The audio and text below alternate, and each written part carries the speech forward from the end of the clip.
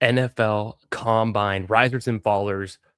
We're getting into that later tonight, but first, jumping right into a big board draft on Underdog. We've got free agency news. We're getting rumors that have been coming out since the NFL Combine, players getting cut, free agency hype, where they're going to land, and a few players getting traded, getting signed, all of that and more tonight while we do some live drafts on Underdogs, the big board. It's NFL 2026 pre-draft best ball.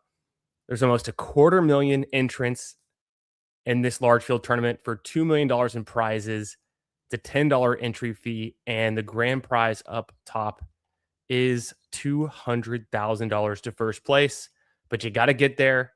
It's a 12-team best ball draft, 20 rounds, so it takes a while, but it's a 20-second pick clock, so it does go fast.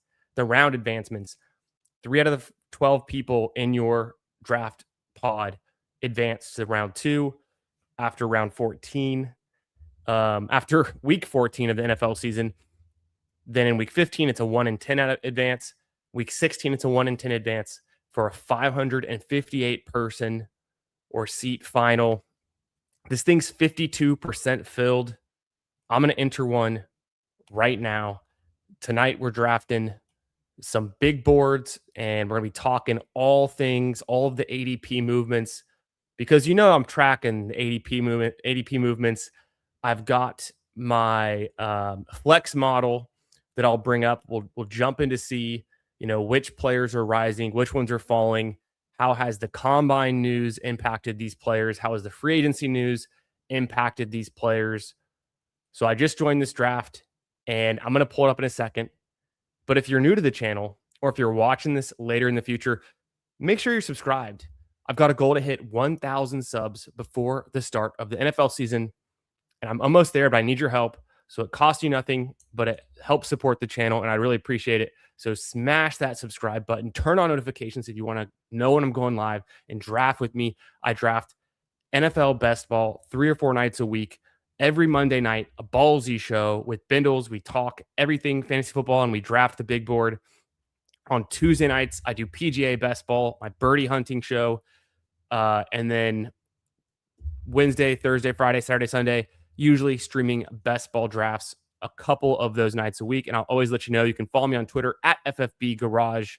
And if you become a member of my YouTube channel, you get access to my data models, the flex model for the big board, the Birdie Hunting model for the Albatross if you're drafting PGA best ball.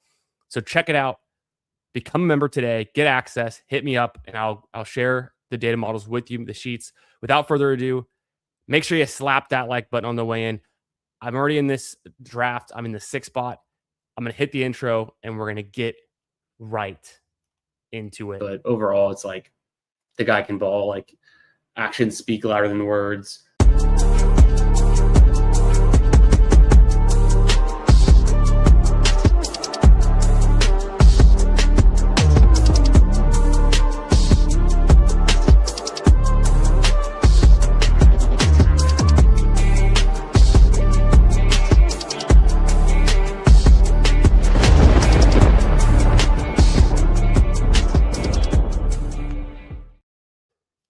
Hey, yo, what's up, fellas? Good to see you. We got Jeff T in the chat. My man, Hartman. How you doing, brother? Anthony, best ball on call. Good to see you, my friend. We got Cody off the schneid. Pew, pew, pew. Good to see you, my friend. Cody and I are going to be drafting some best ball teams real soon, Friday night. Cody and I, over in his channel, we're going to be talking some ball and getting to do our first draft of the season together. So I'm very much looking forward to that. In other news, tomorrow night, I'm going to be hosting Adam on the channel here from Nice and Blunt. So we're drafting tonight and tomorrow and Friday. Plenty of content. These teams aren't going to draft themselves. So we're going to get right into it. Appreciate y'all being here, saying what up in the chat. Always good to see you guys. Hope you're having just an incredible, Wednesday night. I'm pretty pumped. We have the Arnold Palmer Invitational teeing off tomorrow morning. Just a beautiful tournament over at Bay Hill, and I'm excited. The field is looking strong. We drafted some Underdog opens last night on stream. We did the Albatross. We talked some ball and had a good time. So if you're into PGA best ball, go check that one out and come around every Tuesday. We do that here on the channel. But I was in the 6th spot. I took JSN. Why not? It's between him and McCaffrey for me. Let me get some JSN. Let's build out this strong team. Yo, copy paste. What's up, brother? Is Gibbs my 101 now? Well, he's in the thumbnail for tonight, and it's kind of, the theme of tonight. I think we got to dig into that more. In this draft, wildly enough, Bijan goes to the 3 spot. So I wish I was in the 3 spot to scoop up that value. Chase at the 101, Jahmyr Gibbs at the 102, and then Bijan, Nakua, Taylor, JSN. I'm back on the clock. This is where I typically go Derrick Henry, given that Love and Hampton are gone. So boom, JSN, Derrick Henry start for me. You love to see it. Everything else, I mean, Amon-Ra falling to the 12 spot's pretty nice value, I think. Everything else pretty standard, but that's a crazy start. Do I rank Gibbs at the 101? No, I'm still personally going to take Bijan at the 101 until they flip, and I'm going to stay even exposure to both of them. So to me, it's like I want them both.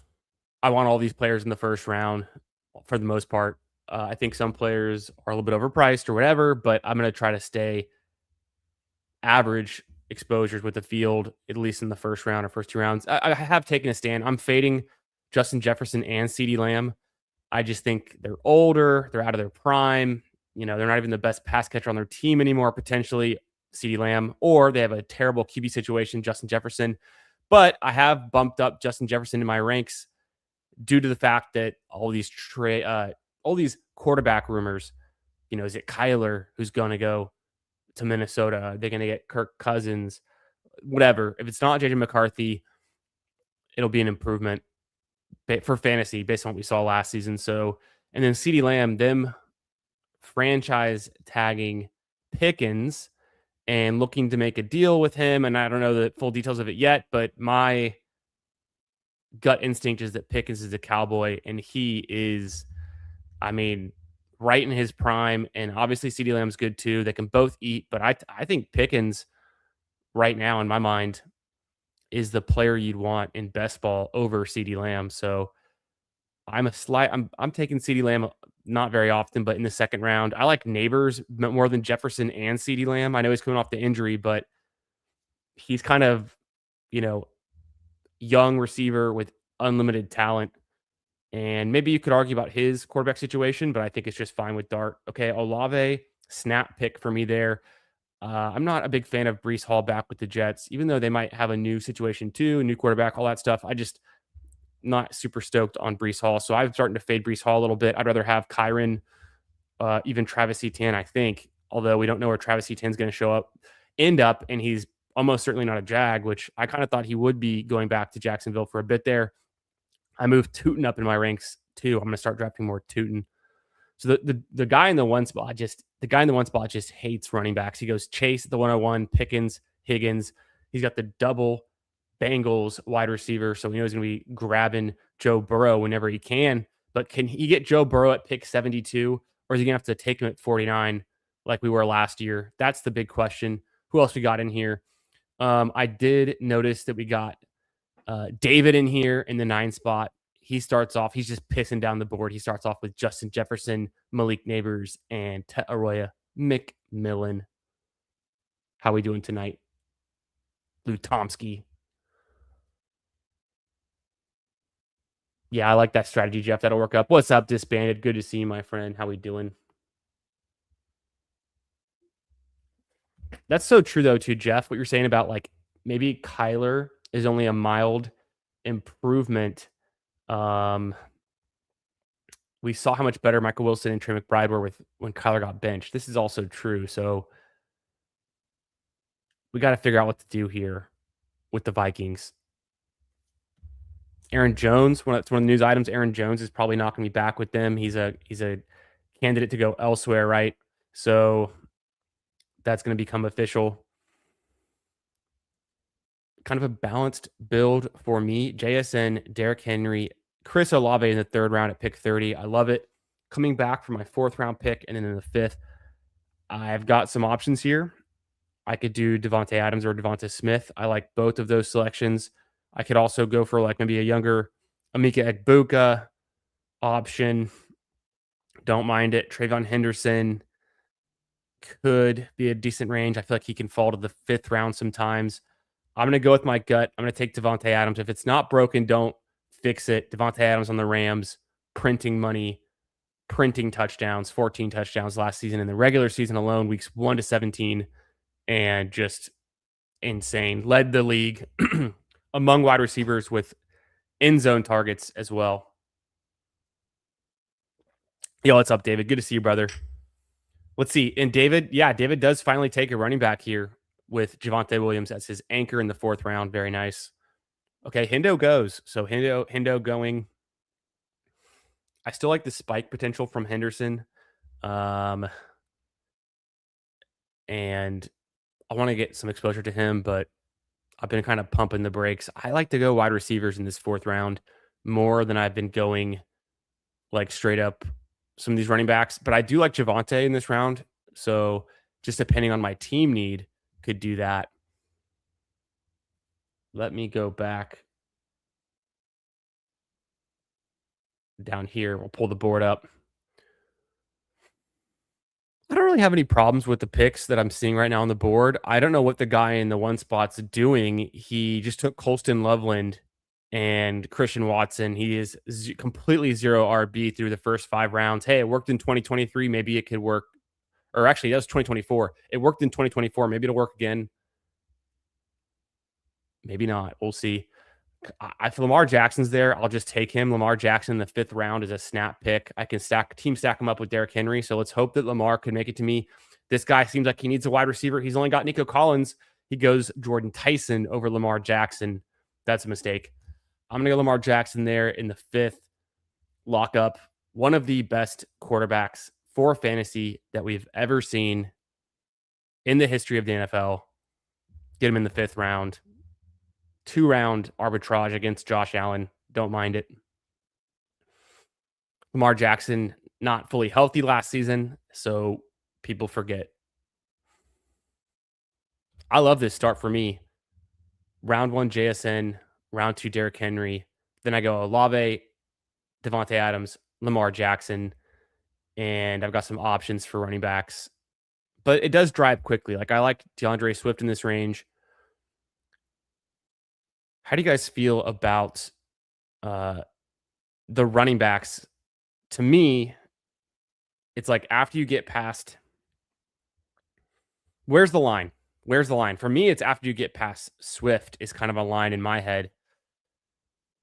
Cam Scatterboo is still on the board. He's been falling. We're going to talk about the ADP risers and fallers as we get along in this show. He finally goes at pick 60, 12 picks past ADP, but he's going to be plummeting down the board. Not because he can't fall fast enough.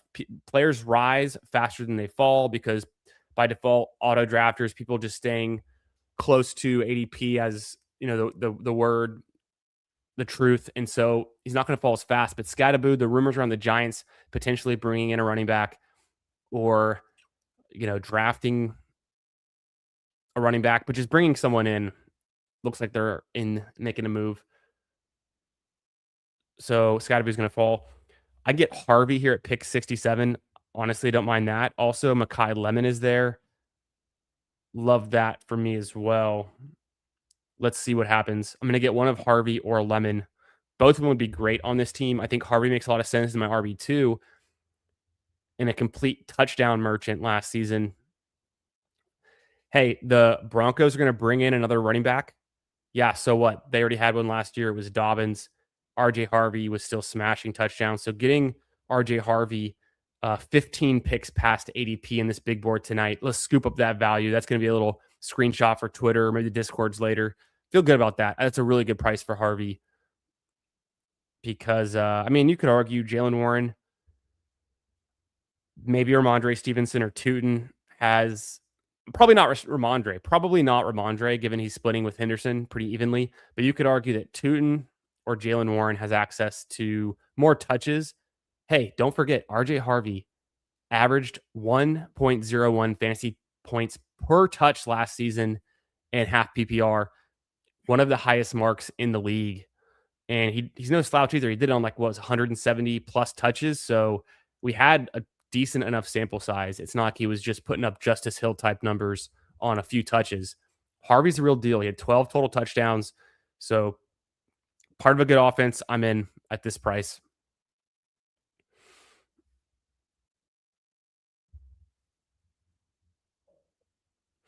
Elite QB prices fell like the yeah, felt like the best ones. Yeah, feel like the best ones. Yeah. Some of them, I mean, I don't mind the QBs going in the 6th and the 7th round ranges that we just saw. Just throwing darts, exactly. Take the value regardless. Yeah, no doubt, no doubt. Yeah, what's up, Who Hames? Probably a slasher since McLaughlin is gone. This is true too. McLaughlin, a free agent.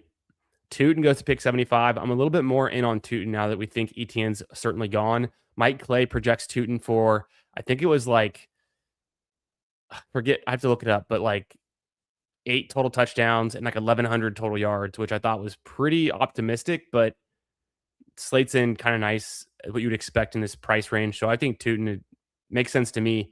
It's hard to figure out the Jacksonville Jaguars wide receivers. Just go with maybe who's their next big workhorse running back.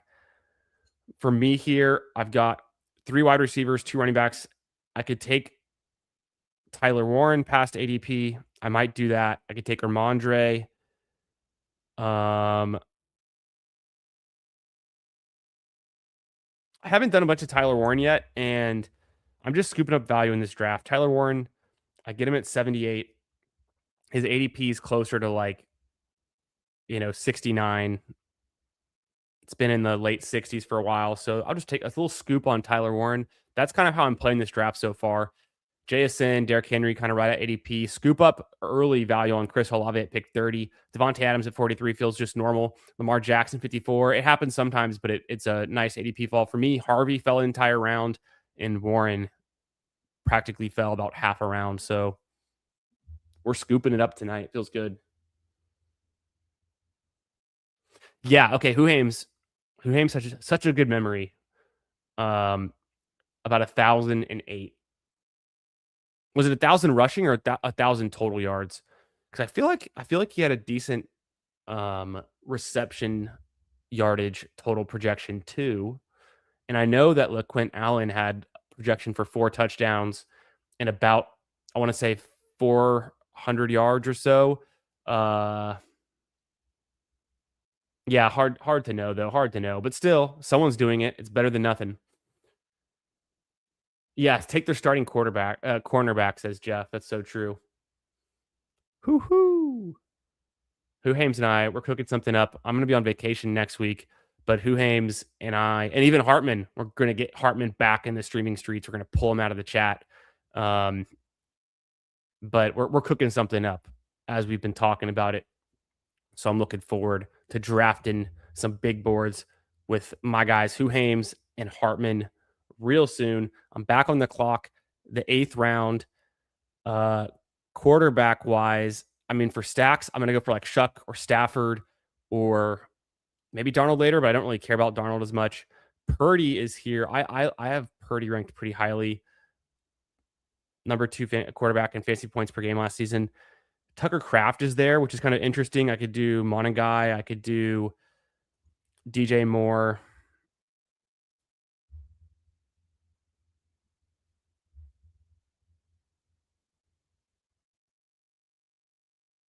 I took Monangai. I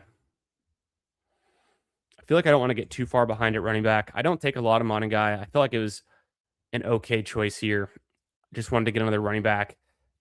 Because I was tempted to go Tucker Kraft, but I just took Warren. I feel like I shouldn't take 2 tight ends back to back this early in the draft.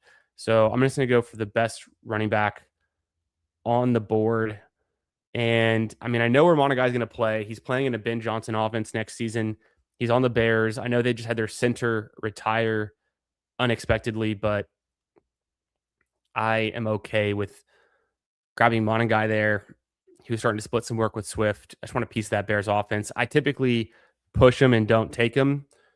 We saw in this draft, one thing I wanted to point out, Montgomery went pick 59. Montgomery at 59 in this one, and Scottaboo at 60. So times are changing, things are moving. The ADPs are all over the place since the NFL Combine. All these free agency rumors.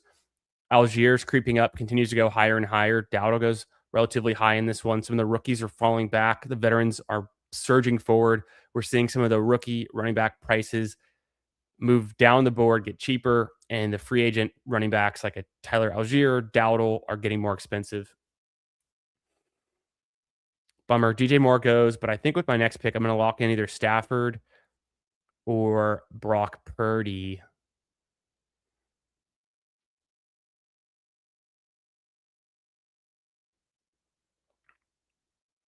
Okay, yeah. Okay, so yeah, that's what I thought too. So he got a tack on maybe 300 or something receiving yards. Never a Jonah Coleman guy. Yeah, he's a big faller since the combine.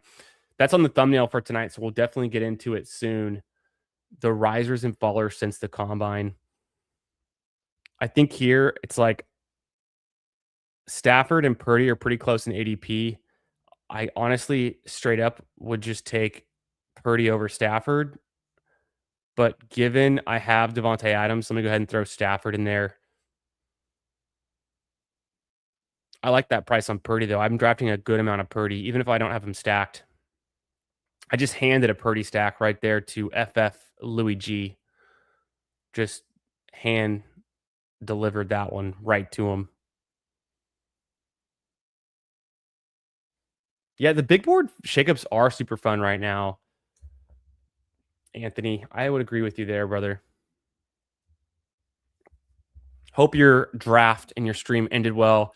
I tuned in, I was chilling, and then I have a sick kid at home right now, and he was needing some help going to bed. So then I was listening in and lurking in the chat for Anthony, aka Best Ball on Cause stream, and then was putting the baby down. And here we are live on a Wednesday night. Thanks for being here. Make sure you're subbed to the channel. I've got a goal to hit 1,000 subs before the start of the NFL season. Let's get it. Help me out. Support the channel. Come draft with me. We're doing best ball drafts 4 nights a week. Having fun doing it too. All right. We're entering the 10th round, and this draft is just humming along full speed. 20-second pick clocks, no joke. Through my first what would that be? Yeah, my first 9 picks. 2-3-3-1 build. JSN, Derrick Henry, stacked with Lamar Jackson, team stack. I've got Chris Olave, Devontae Adams, stacked with Stafford. That feels good too. RJ Harvey, Tyler Warren, Kyle Manungai, and then the aforementioned Matthew Stafford. Pick 115. I've got to think about going back to wide receiver pretty soon, I think. I also could use some running back help before it gets too late in this draft.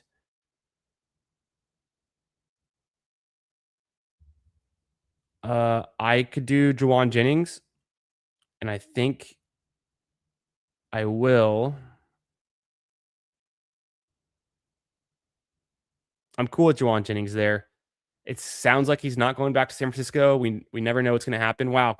Kenyon Sadiq, a big riser since the combine. He goes pick 116. You'd love to see it. We're clocking these things. Something we're talking about tonight. I have a short out there. You may have seen it if you watch the content I'm putting out on my channel. I put out a short on Kenyon Sadiq. We made a prediction last week in the last draft that I did. That one on Saturday night, midway through the NFL Combine. I think Kenyon Sadiq could settle after Laporta. So to see him going 116, I know his ADP is not there yet, but I don't think there's much resistance for Kenyon Sadiq to pass up Oronde Gadsden or Kincaid. I think he can get there right behind Laporta. It's like tight end 9-10 range. Very reasonable.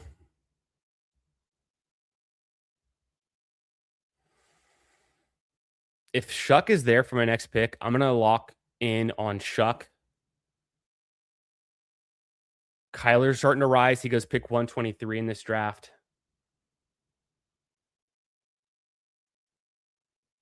Yeah, this is the beautiful part about best ball. It's all looking good. Once you draft it, it's all looking good for a while. Okay, I've got my 4th receiver. I've got 3 running backs, a tight end. Honestly, I probably should go back to running back or continue to hit wide receiver, but Shuck is there and I love the stacks. So, boom, Shuck, Stafford, both stacked up with my second and third receiver. I got Olave and Devontae Adams. So if Olave and Shuck or Devontae Adams and Stafford is the pair you need in week 17, I'm covered. Otherwise, I've got my season-long bet on the Ravens with Lamar Jackson, Derrick Henry, JSN for good measure, RJ Harvey of value, a semi-borderline elite tight end, not really an elite tight end, but an expensive tight end in Tyler Warren, who could be the number one pass catcher on the Colts in 2026. Who says no? Maybe the next Trey McBride. Kyle Monungai, just some running back filler. And then Jennings, some wide receiver depth. I think best case scenario for Jennings, he goes back to the 49ers, but it doesn't seem like that's necessarily going to happen. I think that's the best for his touchdown upside and what he's been doing there the last couple of years. We know he's a spike week guy though, so that's good for best ball. If I didn't take Shuck there, I would have considered like Gainwell, of course. I was thinking about taking KC Conception. I would have liked that pick. Malik Willis goes 124, pretty rich, pretty expensive. But in this range, I don't even mind Bill in this range. I don't even mind taking Bill Krosky Merritt there. I think even if the Commanders draft a running back, if they bring in a free agent, Bill is a good outside runner and a big breakaway runner. Something, I don't think he's ever going to be a workhorse running back, but he can be good. He can pop for you at this price in round 12. So I'm still in on Bill there. I don't really hate it or mind it.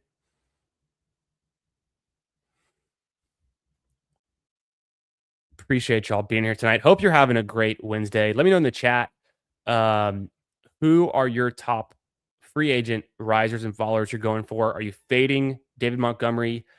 Who are you chasing up? Algier, Jordan Mason, although this news we have with Aaron Jones going to get cut. Okay, best available for me is like J.K. Dobbins, and I don't hate it. Wide receivers, completely empty. Tight end, don't need it. Sam Darnold was there. I'm not going to go 4 QBs in the first 12 rounds. I'll take a late QB, and if Sam Darnold continued to fall for some crazy reason, I would take him at pick 150 even, but at pick 139, I need to get some running back depth. It's going to get ugly soon. I know I've got the stack with JSN, but I think JSN can help me out, and you don't need to have him stacked with Darnold to get there because I don't even know what Darnold's true ceiling, is. I'm going to bet on Stafford and Chuck to be the better stacking partners there, and in Lamar, even if he's not fully stacked. The question is, there's a few picks coming up that I'm pretty interested in. Like Mark Andrews at pick 150, sign me up. Otherwise, I'll circle back to running back here. On the thumbnail tonight, I had Mike Washington Jr. as one of the biggest combine risers. I'm talking about the running backs. And I had Emmett Johnson as one of the biggest combine losers. Emmett Johnson's already fallen about 20 picks, 10 to 20 picks in ADP since then. Mike Washington's the biggest gainer. He's up 60 spots in ADP. After this draft, we're going to dive in. And Mike Washington goes pick 146 here. So he continues to rise. He's now in this draft. He was going pick 200, 220, a week ago before the combine, sometimes undrafted, a lot of times undrafted. So things change quickly. After we finish this draft, we're going to jump into the ADP risers, followers, all the combine news. Hey, shout out to everyone in the chat, but Ultimate White Male, good to see you, brother. Thank you for subscribing to the channel. Oh, the gifting a membership, actually. I'm on the clock. I go Mark Andrews, snag. Thank you for gifting a membership, Ultimate White Male. Appreciate you. Thank you for your support. I'm going to jump over to YouTube and so I can see who won it. Oh, and it goes to our man, Best Ball on Call. Thank you. Throw some Lambos in the chat. Let's throw out some blue Lambos. Hell yeah. And then don't forget, if you are a channel member, you can request access to my data models. I've got my Flex model, which is how I track the big board here. We're going to get into this later. And all this good stuff. Boom. And then for the albatross, we go birdie hunting. So hit me up, DM me on X at FFB Garage. Shoot me a message, a DM on Discord, Chris _ the Candyman, or email me, fantasyfootballgarage@gmail.com. If you are a channel member and you want access to the Google Sheets, I will hook you up with that. Shout out to everyone in the chat. Thanks for being here. Make sure you slap that like button. Okay. I missed some things. I am the Cobra. What's up, brother? How we doing? The Candyman can. The Candyman can. Hell yeah, brother. Yeah, what's up, Adam? How we doing? Adam and I are going live tomorrow. Very excited for it. Our first our first big board drafts of the season together. So I'm looking forward to it. Yeah. Appreciate you, Ultimate White Male. Thank you for that. Njoku still has room to go up. Oh my gosh, Jeff. Njoku, get out of here. Okay, pick 163, and I have a 3-4-4-2 build. It's time to go back to receiver. I could do something with Pat Bryant. I've already got RJ Harvey. Go for a team stack. I like Omar Cooper Jr. at that price. I like McMillan at that price, but they're both gone. Pat Bryant or Troy Franklin.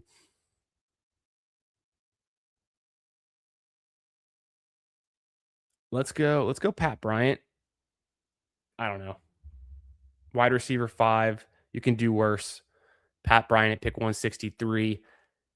Part of me thinks that maybe he starts to take some work away from Cortland Sutton, who was like the only really relevant pass catcher for them last season. Actually, Troy Franklin had some spike weeks and was decent in his own right, but faded at the end of the season. Pat Bryant was playing more, and maybe he can take a year 2 leap forward. I already have RJ Harvey on the Broncos, so I'm just team stacking, getting some team correlation. Aaron Jones, I don't mind this pick in round 14 either.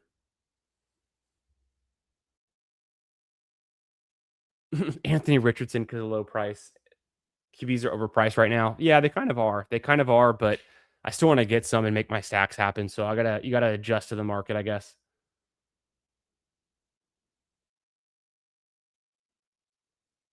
Throwing out the Lambos. Hell yeah, blue Lambos in the chat. Yes, sir. Long overdue. Very excited. Gonna have a fun time. 50-50. Yeah, I think so too. If Troy Franklin comes back around, okay, he didn't, but I would consider him there. Running backs in this range, for me, I go to like Kimani Vidal. I'm not really interested in drafting Charbonnet at this price. With the injury, I think it's just it's tough. He continues to fall. Katron Allen goes. Not so interested in him. I might go Vidal here. I don't mind Vidal. Scrolling through and making sure there's no one else I miss.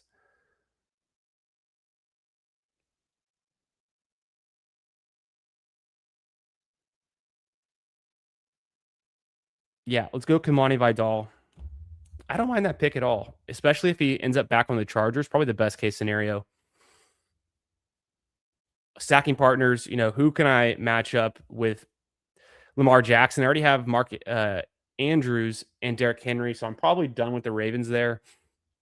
I've not been so interested in Rashad Bateman. I feel like, man, Bateman's really a letdown last season. So I know 2 seasons ago he was useful, but Bateman, maybe he's worth a last round pick just for the stack. I'll say that. Otherwise, Stafford and the Rams, there's probably no one left that I'd want except for the tight ends. I could take either Parkinson or Ferguson. I'm cool with both of them. And then to stack up with Shuck, I mean, I don't even know where to go with the Saints this late. No idea where to go. The Saints most likely drafting a wide receiver. So, hey, what's up? My man Bindles, my co-host on our Monday night show, Ballsy. Good to see you, brother. Thanks for being here. Hope you had a great stream. I was tuning in for a bit as I was helping put the kids down, quad boxing it tonight over on Bindles' channel. Wow, JJ McCarthy at 181. Someone's a truther. Keaton Mitchell, 183. Was that David? No. David goes Evans, Herbert, Pollard, Mayfield, nice. Coker, solid. Tracy, yeah, fine. Almost in the clock here. Bryce Young, McMillan, Stowers at 177. Love to see it. Or Stowers, who really knows? Ferguson, 184. Yeah, I'm on the clock. And I kind of want to go receiver again. Boom, Torrey Horton, another year 2 wide receiver. And so maybe I've got the team stack going now with the Seattle Seahawks. I've got Horton and JSN.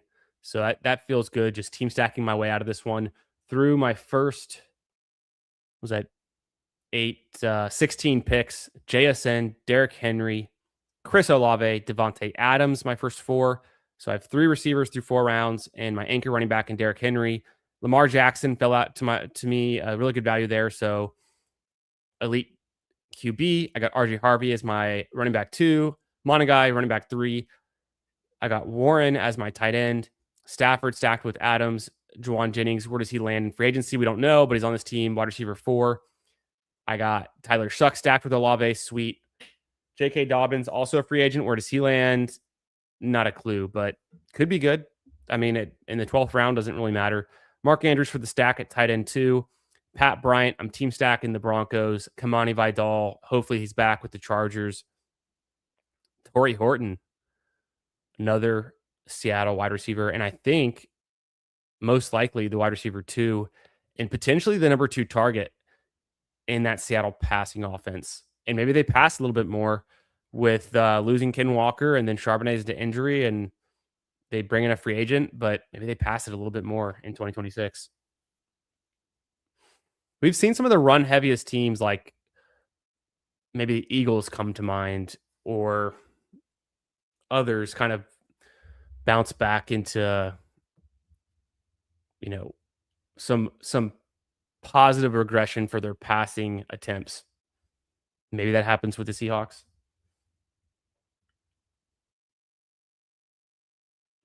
Emmett Johnson did go. He went at pick 144, so I don't think he's fallen quite enough yet. Copy paste. Good to see you, brother. Okay, I'm on the clock here.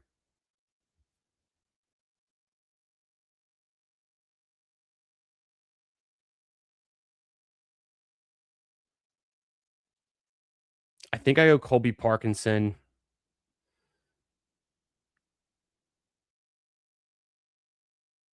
Just get tight end over with. Stack him up with Stafford.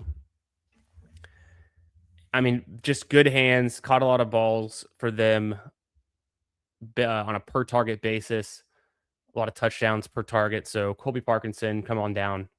Why not? I'm cool with some of the late tight ends, but also there's kind of a cliff here pretty quickly. And Freiermuth has been rising up too. Now with the Jonnu news, Freiermuth is going to be rising even more. I think he could be going ahead of Hawkinson potentially. And I have a bag of Freiermuth in the last round already. Look at this stud. No, you. Sharbs. It's 50-50 on Sharbs. Yeah.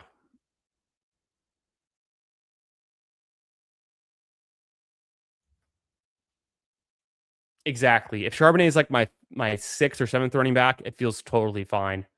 I would agree with that. Disbanded. Trey Lance to Bryce Lance is what you need in week 17. Heard it here first. I mean, what universe are we living in? Do you guys fuck with Zachariah Branch? I might take Zachariah Branch in this draft. Tell me not to. I might do it. I've been drafting. Oh, there he goes anyways. But what do you guys think about Zachariah Branch? I've been taking a ton of Ray Davis. I think he's a fun pick. I don't mind taking Emmanuel Wilson. Instead of talking about Zachariah Branch, or you can let me know in the chat. Do you like Zachariah Branch? Let me know in the comments if you're watching this tomorrow or in the future. Are you drafting Zachariah Branch? Tell me why. Tell me why not. But Demond Claiborne, super fast, super light. Maybe Devon Achane light, you could say, or dollar store Devon Achane. Maybe he goes highly in the NFL draft. I want to draft some Demond Claiborne. I've got the Wake Forest product. I've gotten a little bit of him, maybe once or twice so far this season through 50 something drafts. So I'm interested. I think he's a riser since the combine. Demond Claiborne. Are you guys drafting him? I am gonna go Ray Davis though. I can't stop drafting Ray Davis. It feels like a good pick this late. Mostly a handcuff play, but on a great offense. Completely forgot about Cooper Kupp also being on the Seahawks, but I think Torrey Horton healthy can take over and be more effective. Horton already had more spike weeks than Kupp had the entire season, and Horton played what? How many games? Like none.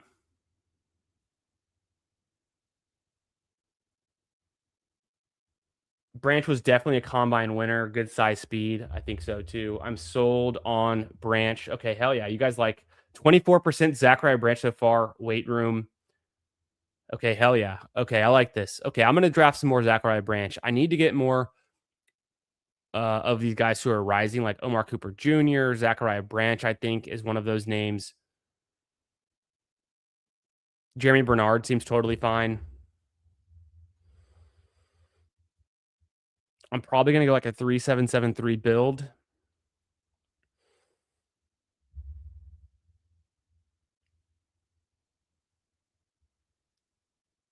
If I don't take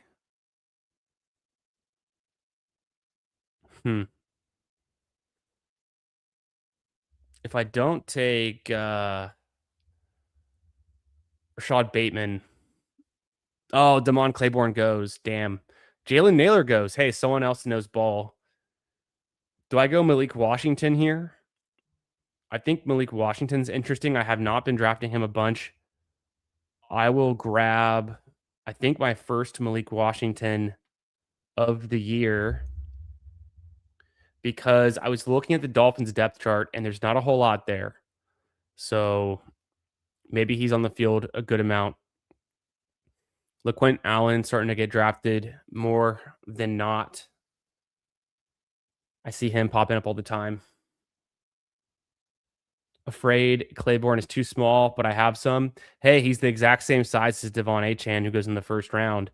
But Achane was more productive and a better prospect coming out of A&M, I assume. I don't know the full story on Claiborne, but I assume that's true. Let me know otherwise. So, he's small, but he's fast. Speed matters. Maybe Claiborne can fit into that new NFL speed back role. And he's pretty cheap.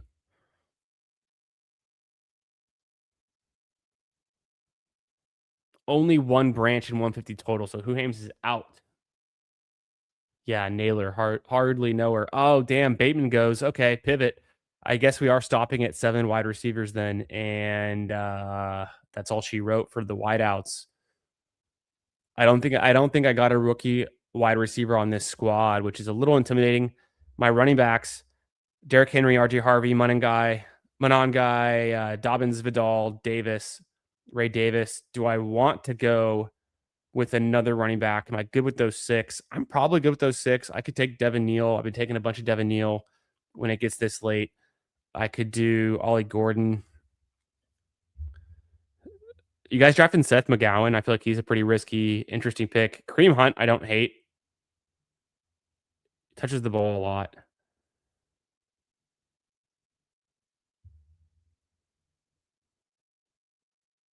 Boom. Kareem Hunt. And maybe I should go Devin Neal. I think there's a chance we're saying that Jeremiah Love doesn't even make it to the Saints. And so I think Devin Neal could have a nice role in year 2. He's a guy I've got a bunch of and I want to get more of. Thought about taking him there. I went for the free agent Kareem Hunt, who by my many accounts, if you've looked at the free agency trackers on theathletic.com, they've got Hunt as the number, I want to say 8 free agent running back still available. He touched the ball over 100 times last season, had a bunch of touchdowns, converts those goal line carries. It's a dusty pick and no one likes him, but maybe he's good for fantasy.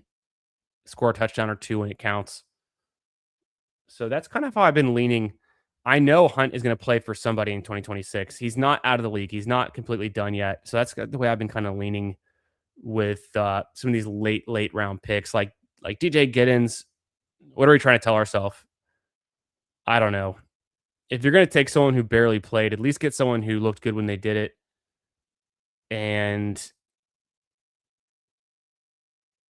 that points me more towards Devin Neal, Rashard Smith. Let's review this squad, this masterpiece I just drafted.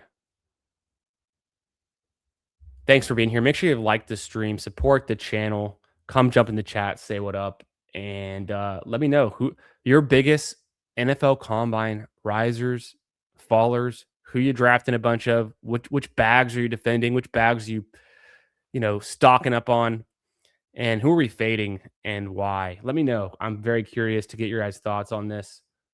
Also, boom, let's throw on the jams as we review this team. Oh,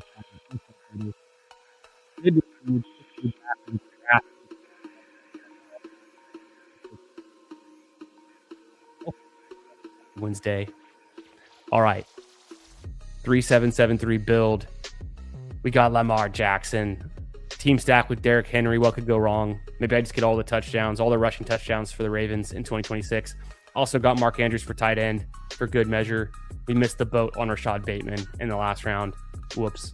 Oh well. Matthew Stafford. I stacked him up with Devontae Adams and Colby Parkin season.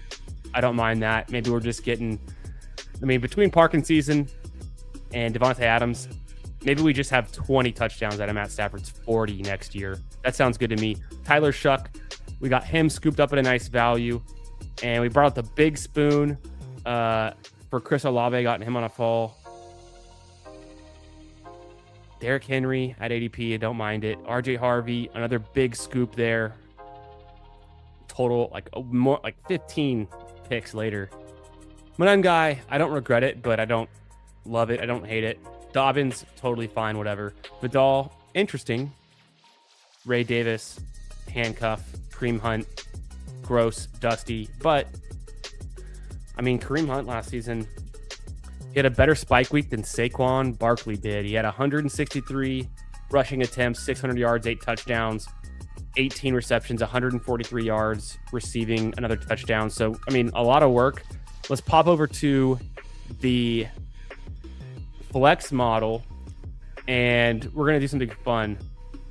We're going to look at the aforementioned Saquon. Actually, I think Saquon did have a bigger week, but for most of the season, and why am I blind to Saquon right now? There he is. For most of the season, it was not the case. Hunt had a bigger spike. Yeah. Saquon had a 31-point game, but Saquon had 1 week all season long, 16 games, right? So that'd be 8, and then a fourth of them, or was it 2 games? 2 games above 20 points. Saquon had 2 games above 20 points. One of them was for 31 points. He had 3 games above 17 points. Half of his games were above 13 points. Pretty weak, honestly. And just over half of his games above a 10-point mark. 13.4 fantasy points per game for Saquon. Most of the season, he came on stronger late. That 31-point game that was later in the season, still on 20 touches per game. Who am I thinking of? There's someone else who didn't spike at all. Justin Jefferson. Justin Jefferson's highest scoring game last season was 17.6. People forget. Let's pull up the Kareem Hunt numbers. I'm going to scroll way down, and we'll get into this too. We'll finish reviewing the team, but we're going on a tangent here. Follow me through the flex model. Let's dig into this. Okay, we're looking for Kareem Hunt, and we had to keep digging. He goes super late. I think the only reason his ADP is rising is because I've drafted him like 3 times in the last week. Kareem Hunt, RB82. 18.5 fantasy points. His best game last season for the Kansas City Chiefs. He's a free agent. He's on a new team. Yeah, true. But guess what? He had 2 weeks above 17 points. Only 1 less than Saquon Barkley. had a better fantasy game than Justin Jefferson last season. His best game. Averaged 8 fantasy points, 8.2 across 16 games. Justin Jefferson, what did he average across his games? Justin Jefferson, compared to the 8.2 from Kareem Hunt, who sucks, Justin Jefferson had 9.1. Justin Jefferson had 1 game above 17 points. Kareem Hunt had 2. Justin Jefferson above 13 points last season in 3 games. Hunt was better. So Kareem Hunt, Justin Jefferson, who do you want in fantasy? Numbers don't lie, but we know things are going to change for Justin Jefferson. He's like a new QB. He'll be just fine, or not, or maybe he's already peaked. Maybe he's washed. Maybe he got paid. Maybe he's done for. And it's hard to play. It's hard to be an elite receiver with all those iced out, with all those chains and the grill. I think maybe it got to his head a little bit. Who knows? Maybe he's peaked. You guys hate that. You guys are so in on Justin Jefferson. It's hilarious. But I'll take him. I'll take him some. The wide receivers: JSN, Chris Olave stacked up, Devontae stacked up, Juwan Jennings, free agent, Pat Bryant, year 2 breakout, Torrey Horton, year 2 breakout, team stack with JSN on the Seahawks, Malik Washington. Yeah, what is this? Malik Washington, year 4. Malik Washington, year 3, right? So year 3 breakout for Malik. It's possible. Vacated targets over on the Dolphins. New QB situation, new offensive play caller, new coaching. Tyler Warren, Mark Andrews, Colby Parkinson. This team's stacked up. This team's fun. Great ADP values. We did it. Let's get into the combine risers and fallers. We pretty much were already looking at it here. But what I want to show y'all, we'll do it this way. So this is the flex model. Get access to this if you're a channel member. I track ADP, and when you see the highlighted green box around the ADP going left to right, that's a rising week over week. And actually for these guys, I pull ADP every Monday and every Friday. So it's updated as of 3/2, the Monday, 2 days ago. And then going right to left on this side is the positional rank. So there's been no positional rank changes in the first round for quite a while. But we have seen Jahmyr Gibbs passing up Puka in the last week, right? So Gibbs is up. Does he pass Bijan? I don't know. We'll see. We'll see if he can rise enough. But let's, Puka, maybe Gibbs is, that's Puka's highlighted in blue because Gibbs has been eating his ADP. So if they're in blue, they've fallen consecutively in the last 3 periods. If they're in orange, they've risen. Hampton's been a riser. The first person to change positional ranks here in the last week, Jeremiah Love passes up Saquon Barkley, goes from running back 10 to running back 9. And I think, that matches what I believe. I have Jeremiah Love ahead of Saquon Barkley for 2026. Let's keep scrolling. So that's not, that is maybe a combine winner. Jeremiah Love did well at the combine. Maybe that's somewhat related, but it doesn't have to be. Josh Jacobs has been rising a little bit, but he hasn't flipped Chase Brown. He's still running back 13 consistently, and his ADP is still around 27, 28. So it's nothing crazy this high on the board. Copy paste says, I'm fading Ayuk and Tyreek. If they beat me when it counts, hat tip to them. Totally fair. I am too. I was drafting some Tyreek earlier, and I've stopped doing it. This bandit says, just fading the guys that might go to jail, prison. I have a pretty big fade right now on Rashee Rice, not going to lie. Hey, peace, Anthony. Good to see you. Appreciate you, brother. Hey, Sober Thoughts. What's up, man? Good to see you. Hope you're doing well. In Dynasty, would you trade JSN for Burrow, for Henry, and a 2020 second round in Superflex PPR? I think, in short, for me, I want Burrow in Superflex. JSN is pretty hard to acquire, pretty hard to give up. I don't have a great answer. I'm not sure.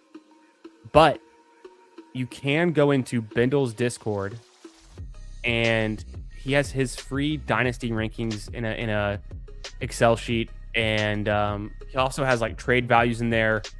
Which guys are worth a 2026 first round, which guys are worth 2026 first round. So it's all like relative trading terms and values. I would check that out. My gut says you want to hold on to JSN because super valuable peak, young wide receiver and can be good for a long time. Burrow's very valuable to me in Superflex too. Henry, I don't mind at all. And even I don't care in any format. I want some Henry. The 2027 second to me is not really a big factor here. So probably, what do you guys think in the chat? What do you guys think? Probably leaning the JSN side, but it depends on how bad you need quarterback. Yo, Captain Clutch Pants, what's up, brother? Do you feel Lamb for Pickens ETN is a fair trade in Dynasty? All the Dynasty questions. Let's get into it. I guess so. That time of year after the combine, yeah, you bet people are prepping for Dynasty and their rookie drafts. Lamb for Pickens and ETN is a fair trade in Dynasty. Yeah, maybe I'm crazy. I want Pickens over Lamb. Lamb, what year is it? 2021, 2022? It's Pickens season, man. He's in his peak.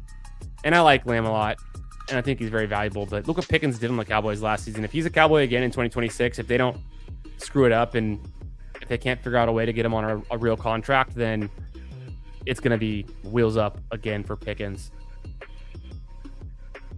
Pickens was outproducing CeeDee Lamb even in the games when they played together. Let's jump in right into that. Let's do a comparison. So we'll jump into the data that feeds the flex model, the garage tiers. We're going to go to all wide receivers, full year data. We're going to zoom in. And you guys know what this is. It's if you score more than 20 fantasy points, 17, 13, and 10. These are my thresholds. These are guys who matter. Spike week guys for best ball.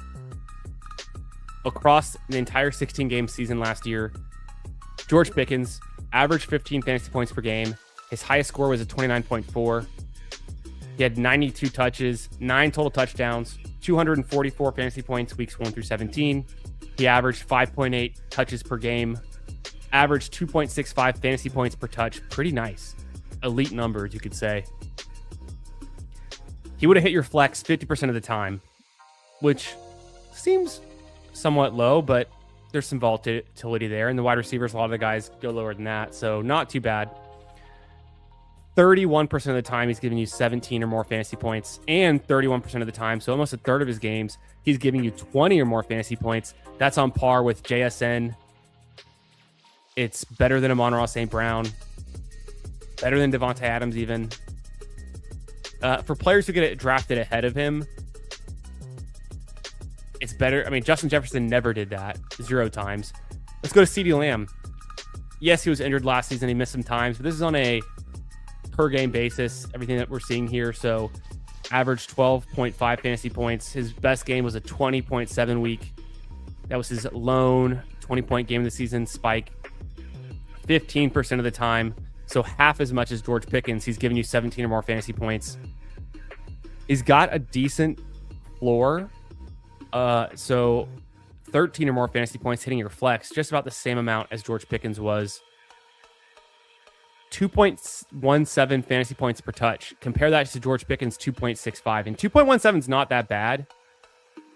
It's really fine. But George Pickens just more efficient. Only 3 touchdowns in 12 games is where he hurt us. So Pickens comes to town, gets to 9 touchdowns. Those can change year to year, but interesting stuff. So I'm pretty in on Pickens. I'm pretty George Pickens pilled, especially in best ball.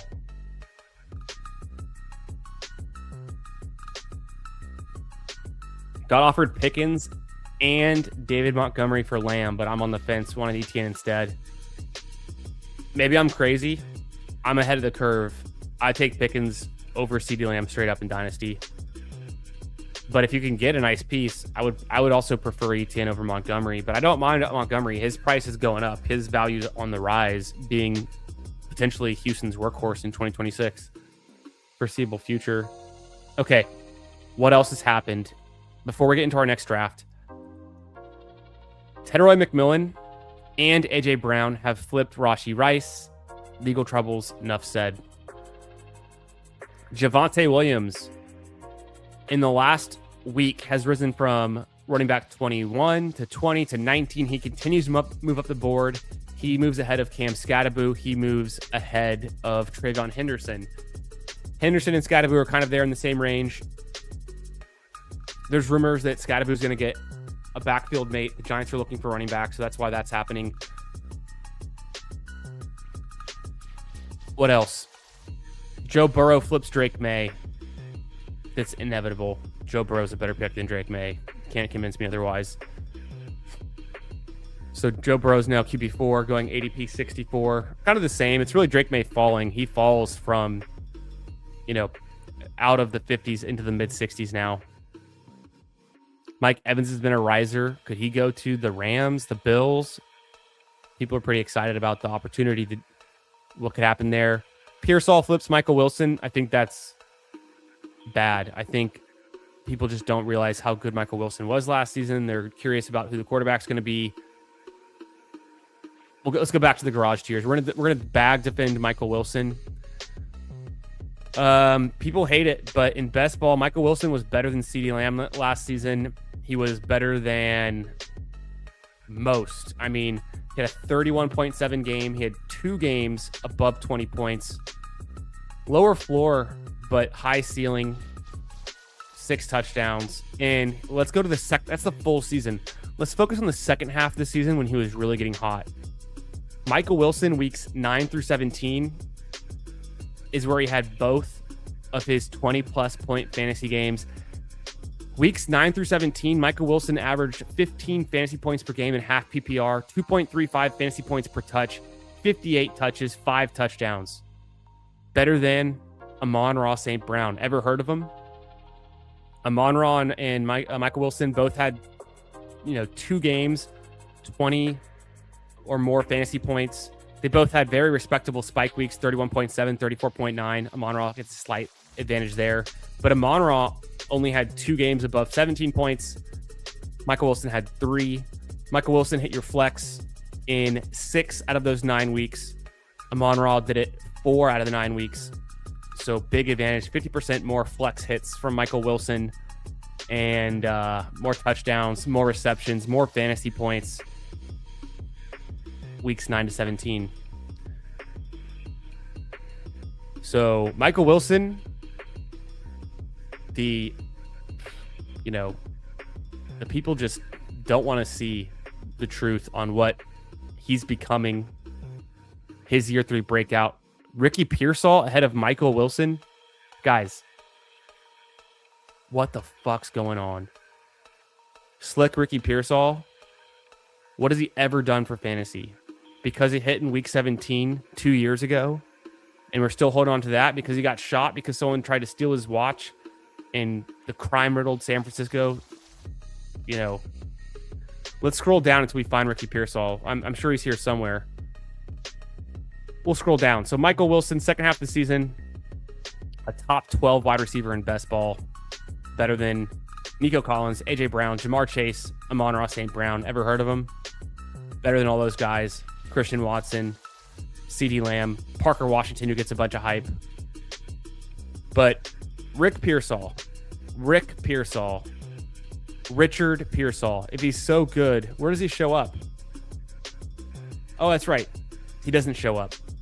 He plays 6 games. He never hit your flex. Only in 2 out of his 6 games, he even got you more than 10 fantasy points.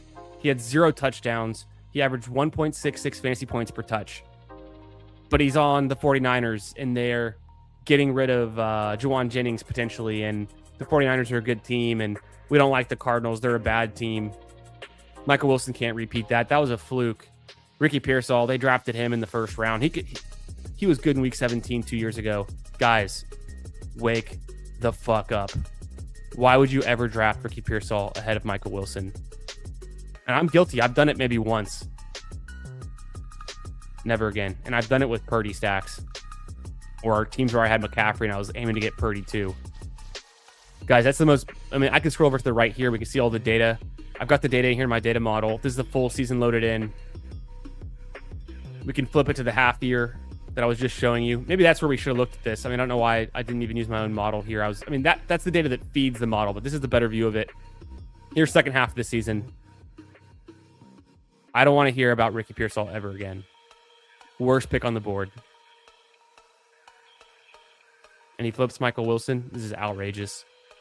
Tootin's a good pick. I want to see him flip in Ramondre and threatening to flip Jalen Warren pretty soon. Dak flips Trevor Lawrence. I don't care either way. Both of them are fine. Get your stacks. DJ Moore ahead of Diggs. Diggs a faller. Diggs gets cut by the Patriots today.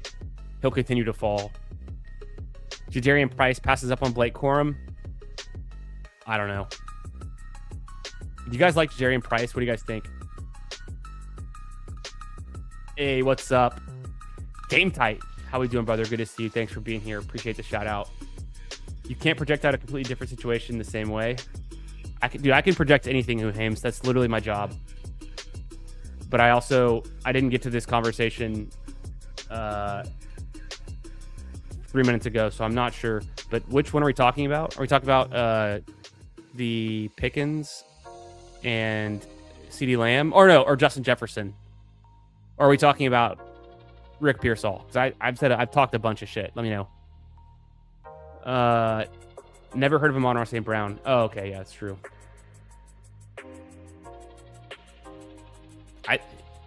I'm not out on Marvin Harrison, but if Marvin Harrison did in the second half of the season what Michael Wilson did, we'd be taking him in the first round. Maybe you had him as Ricky Person. This is true. Shout out to Ricky Person. Memes. Ricky P should go 20 picks ahead of Wilson, and it's giving Wilson a bump. Hames? That's ridiculous. That's the most ridiculous thing I've ever heard. Ricky Pearsall should not go ahead of literally anyone in the top. He shouldn't go ahead of Romeo Doubs. Romeo Doubs offers you more than Ricky Pearsall. And injury, well, the best ability is availability, a wise man once said. So I don't care if he's injured. Get on the field, put up fantasy points, win fantasy leagues. I think Ricky Pearsall is definitely the worst pick on the board. You got to give me a good reason why.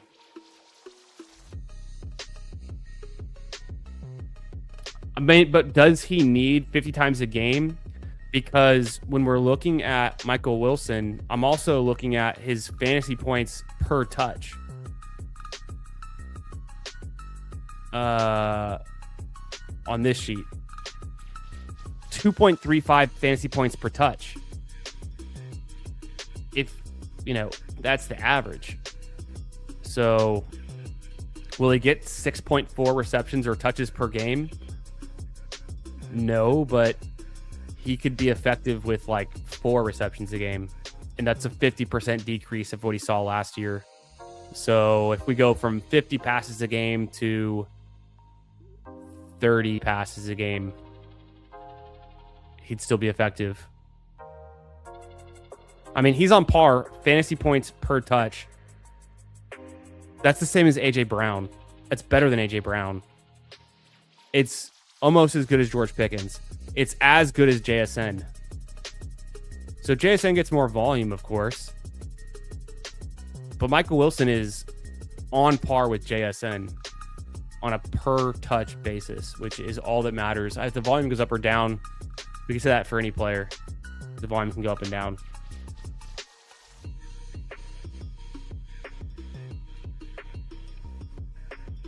Dynamo likes it. The not knowing QB different head coach and OC. That is true. Petzing's gone. New quarterback. A lot of unknowns. But what I do know is Michael Wilson's good. That's what I do know. TJ Hushmanzada has never given up on the Michael Wilson hype. I love that. Really? I don't think I've seen that video yet. Or the shout out from Hushmanzada. Love it. Since day one. Big fan. Okay. Check that out. Yes, that would make... I could use some chocolate right now. I know, but Hames, when people are fearful, you should be greedy. When people are greedy, you should be fearful. So when people are afraid of Michael Wilson and he's falling, I'm snatching him up because he's going pick 75. I'm making the argument that Michael Wilson should be going pick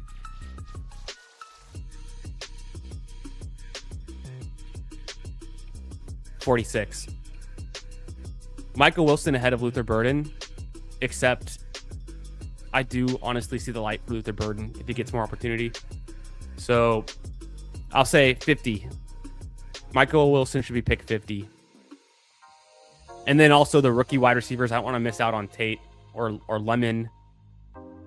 So in that range. But I mean, ahead of Courtland Sutton, why not? Ahead of Marvin Harrison, of course. At the same time, I don't want to miss out on Marvin Harrison year 3 breakout. So like I can play the upside for all of these guys. What if Michael Wilson takes a year 4 step forward? What if that year 3 breakout that happened in the second half of year 3 was just a little peek into his greatness and how good he's going to be? So it can get better. It doesn't have to always get worse. It's kind of my argument there. And is Brissett actually even that good? I mean, the quarterback situation could even get better. Yo, what up, S. Dot? With all this Malik Willis to AZ talk, I'm not taking any of his receivers at cost. See, that's the thing, though. It's a big unknown. And if Malik Willis doesn't go to Arizona, if they get a quarterback upgrade, he's going to rise. And I don't even care if he rises at all. He's undervalued where he's going. So I think the ambiguity on the QB situation, the offensive coordinator change, is keeping his price down. But here's the thing. In the big board, draft good players and figure out the rest later. In Best Ball Mania, we'll have a lot more information. I'm going to draft good players. Michael Wilson certified good.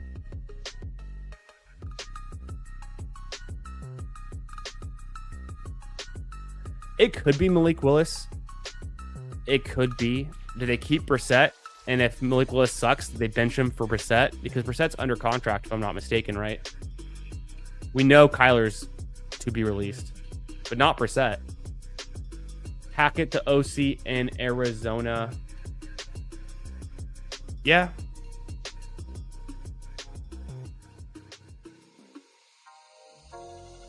I'm gonna draft good players. Michael Wilson, best pick on the board. Okay, let's go back to some of these rookies, some of these risers, fallers.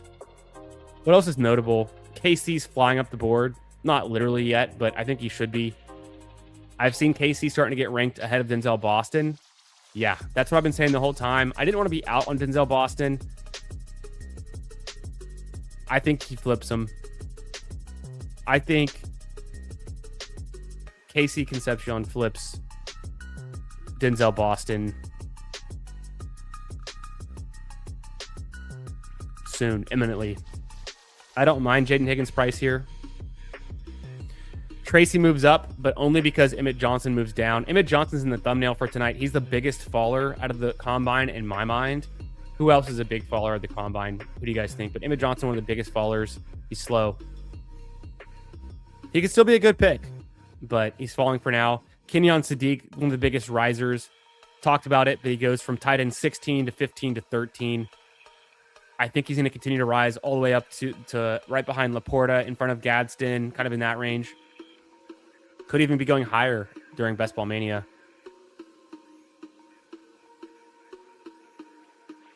Kyler Murray's rising.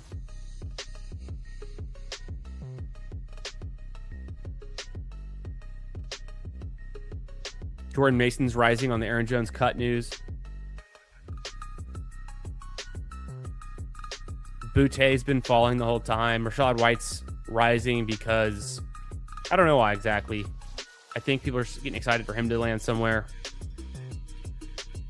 Sean Tucker, not back with the Buccaneers.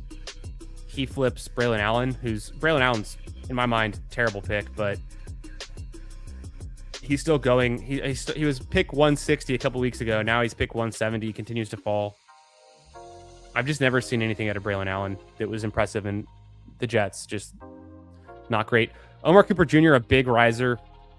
Goes from wide receiver 77 to 72 to 69 most recently. So he's flying up the board.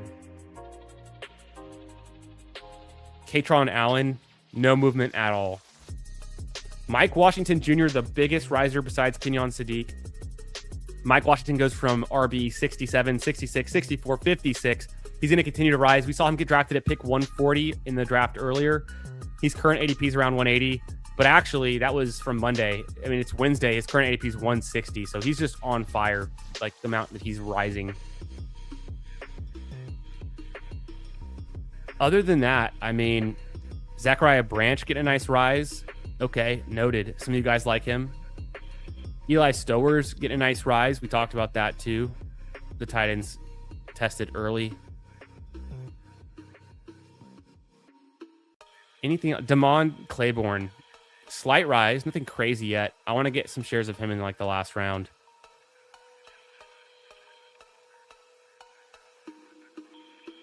Jeremy Bernard pops up a little bit.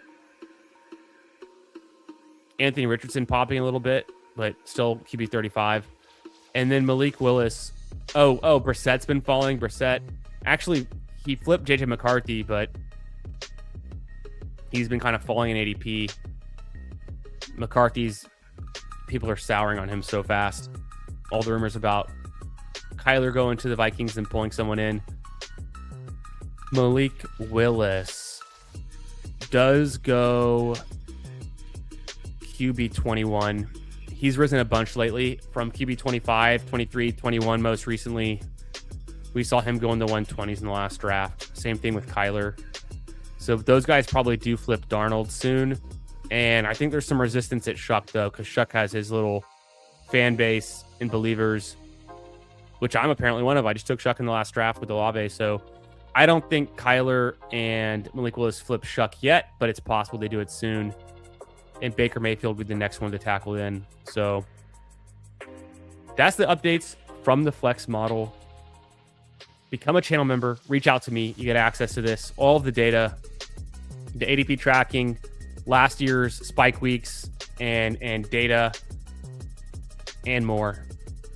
Let's get right into another big board draft. What do you say?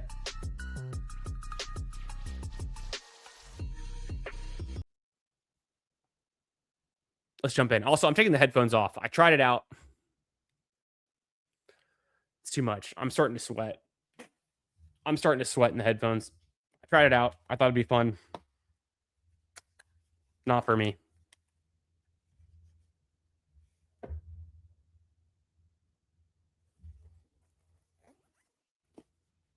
Rip headphones.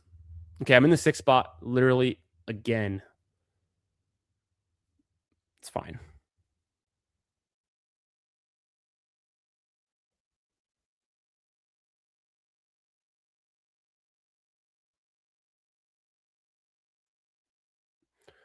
Who we got in here?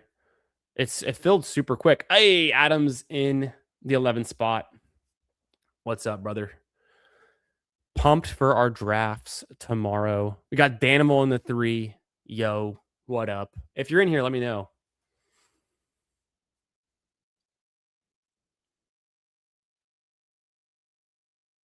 Let's see what we got.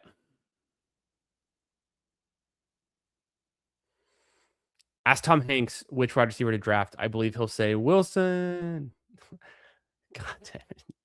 That literally, I had no idea where you were going with that in the first part, but incredible. Cobra, incredible.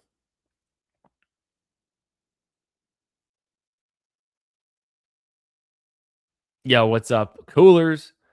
Good pod for Pearsall fans since he just got fudded into round 16. Yeah, perfect. Okay, I'm up. It's Jason again. It is Jason again. Back-to-back Jason in the 6th spot. Last draft, we saw the room go Chase, Gibbs, Bijan at the 3. And then it went Puka. And then it went JT, and I had the choice between JSN and McCaffrey, and I honestly prefer McCaffrey, but just because of ADP, I'll take JSN. I don't want to be missing any JSN exposure.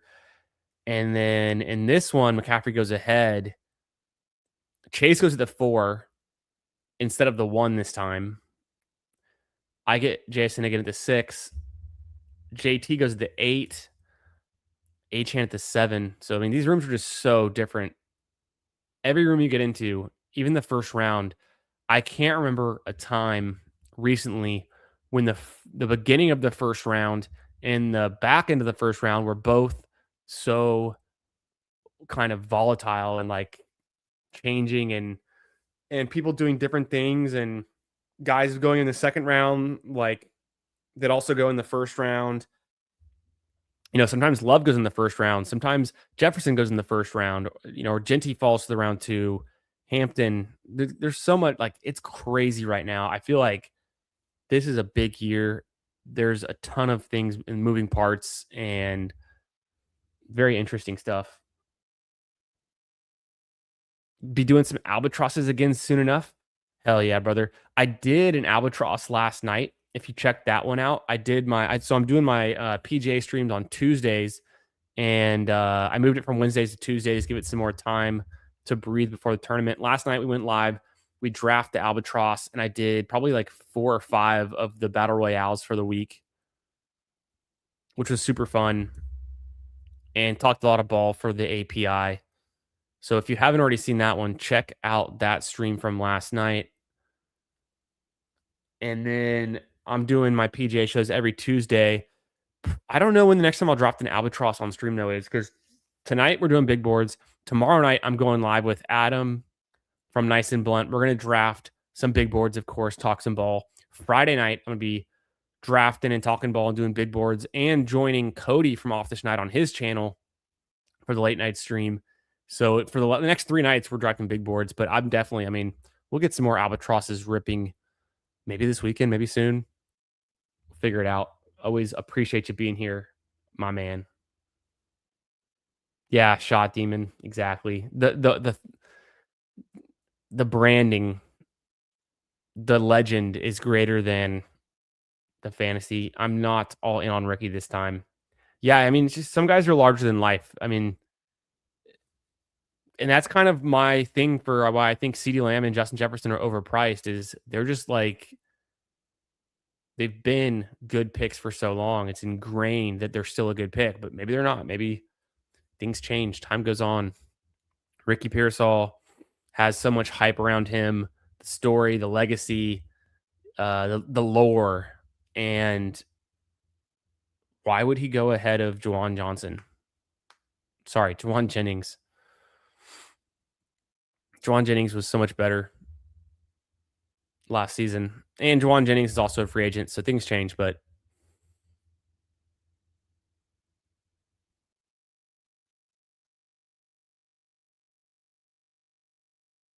yeah, exactly. I got an Amon Genty team a bit ago. It was nice. I love that start. That's fun. That's a fun one. GM Darth Carter, what's up, brother? Almost back on the clock. I started JSN in London this time. Danimal in the 3 spots trying to what is it called? Upstage me with Puka, Pickens, and AJ Brown. That's a completely sick start. Like, that's such a fun start. I'm gonna go Kyron. I'm not afraid to take Kyron Williams in the middle of the 3rd round. Just consistently good.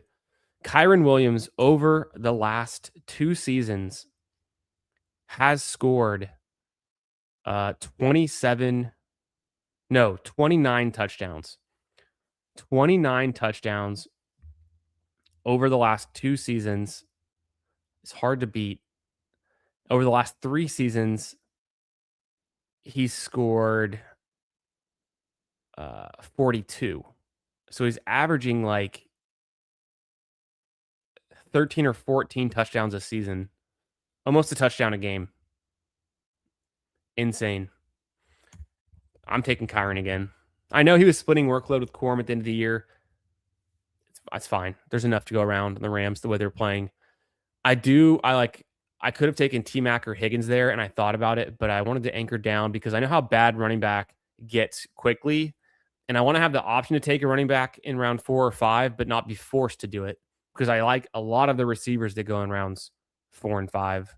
The rookies are going in 5. In round 4, you can get some really good pieces.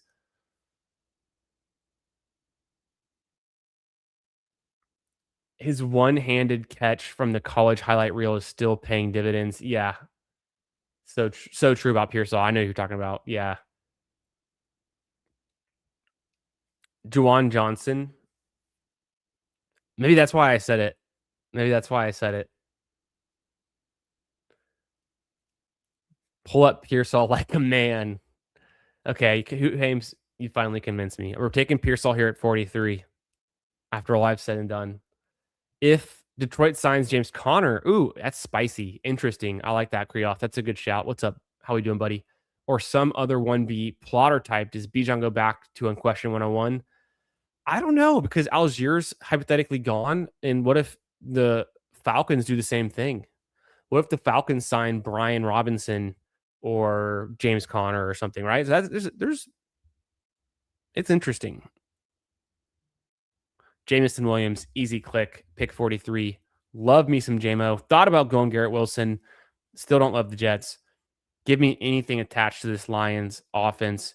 Jameson Williams, he's built for best ball, spike weeks, and outperformed Amon-Ra St. Brown weeks 9 through 17 last season.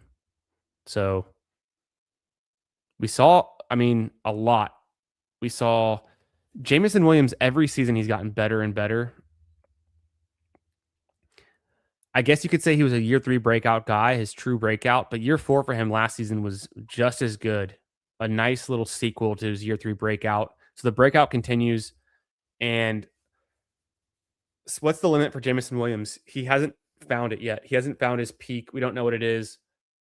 Am I crazy? Could Jameson Williams outscore Amon-Ra St. Brown over the course of the 2026 fantasy season? Crazier things have happened. So I don't think that's the most likely case, but I think it's greater than 0. And people would never have been saying that, probably even going into last year. Pick 54. I got Harvey in like 67 last time, so it doesn't feel great getting him at 54 here. At the same time, you guys know one of my favorite picks on the board. I could take him at 54, or I could go Carnell Tate or Makai Lemon or a Dunze and just keep pushing running back and get stacked at wide receiver. Do I want to be more balanced and go with DeAndre Swift, or do I want to be more aggressive and go with Tate or a Dunze?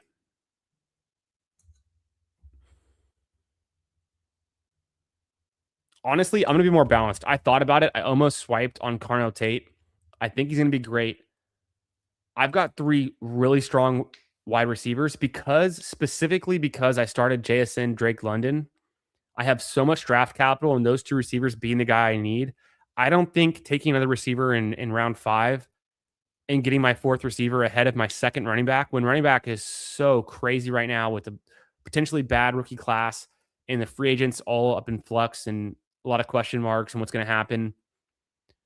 DeAndre Swift seems like a really good, stable, solid pick. A lot of ceiling, a lot of floor, good team, good offense, good coaching, good quarterback. All positives, checks all the boxes, coming off his best season in the last 5 years, reunited with Ben Johnson. So I'm going to I've been taking Swift in the 5th round all season. Montgomery goes pick 51 here to Danimal. So I saw Montgomery go at pick 60 last draft, I think it was. He goes pick 51 here. I'm astounded by the Montgomery rise. Really incredible stuff. Look how much is changing week to week. Montgomery's gone from pick 100 to pick 51. A trade happened, so a lot can happen. But a lot can happen with all of these free agent running backs. And so I think take some shots on the free agent running backs. I drafted Kareem Hunt in the last draft. He is a top 8 free agent running back, according to The Athletic and others that I've seen posting their free agent running back rankings. So What if Kareem Hunt ends up in Seattle? What if Kareem Hunt ends up on the Lions or the Saints or even back on the Chiefs?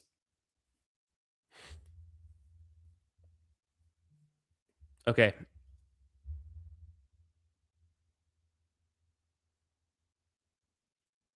I am going to think about pulling up Tootin,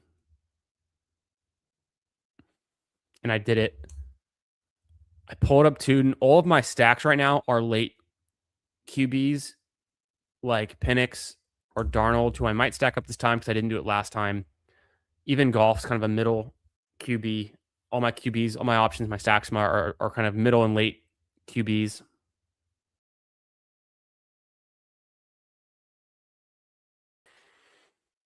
I think now I feel good at running back. Tootin seems to be, with the news that Etienne's going and like leaving and not going to be staying with the Jacksonville Jaguars. Tootin seems pretty interesting to me at this price, so I'm going to take some exposure to him.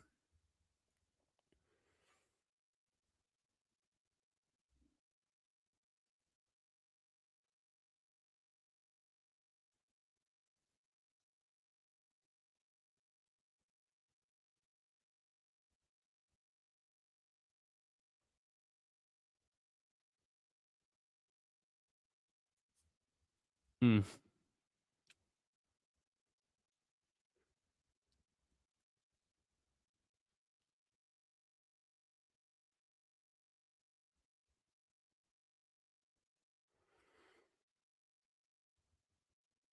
Pearsall at 73. Dadu, if you guys can't see who it is, Dadu in the one spot. If only he had listened. He goes Gibbs, Bowers, Nico Collins. I don't mind that start. Scadaboo, a little bit expensive. We're expecting Scadaboo to fall, so a little bit expensive. Definitely pays up for Luther Burden and then pays up again for Pearsall, but it gets the stack with Caleb Williams, so it's not the worst thing on Burden. And I think Burden can break out. I think there's a 0% chance Pearsall breaks out. But at the same time, who's going to be San Francisco's top pass catcher? Oh yeah, Christian McCaffrey is their top pass catcher. So we've already figured that one out. Easy click. Michael Wilson, aka Jerry Rice 2.0. My fourth receiver in the 7th round. That's why I wait. I can get Michael Wilson as my fourth receiver or my third receiver very often in the 7th. So get some of these running backs like Swift and Tootin first, because now the running back options are much worse. It's Monangai, it's Pollard, Corum, Hubbard, Algier. They're all fine. One of those guys could do something. Maybe they're in a similar tier as Tootin. Maybe. Or Tootin could break out. I think we're paying for the upside with Tootin there.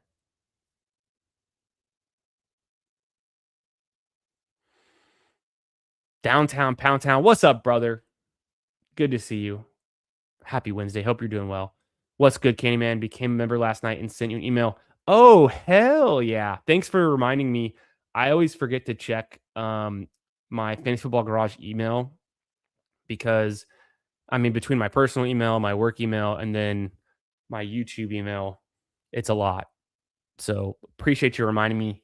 I'll hook you up, brother. You get access to boom, whatever you want. You want both or do you want one? Prefer? Obviously, you let me know in the email and I'll hook you up. You just got to reach out, but you get access to the flex model, all yours, my friend. Or if you're drafting PJ Best Ball, you get Birdie Hunting as well. Appreciate the support. Thanks for being here. Hope you're doing well on this Wednesday night, man. And hell yeah, thanks for joining. We're getting there. We're building a community here around best ball, fantasy football, fantasy golf, game strategy, fantasy strategy, having fun, good vibes, chilling. Kind of it's all coming together. So I'm pleasantly surprised by uh, the growth in channel members since I got to 500 subs and enabled channel member the ability to do it during this last NFL season. So I'm just excited that y'all are here drafting with me, jumping in the chat, saying what up, being subscribed for free to the channel. But anything on top of that is incredible. So thank you so much for the support. Really appreciate it. And I'm going to hook you up, my man, with those sheets. Okay. Monaguy's still there, but I have Swift. Seems kind of crazy to get both. Quarterback wise, this is a perfect place for me to take Brock Purdy because he was the number 2 quarterback in fantasy points per game last season behind Josh Allen. He goes pick 91. I don't even need him stacked.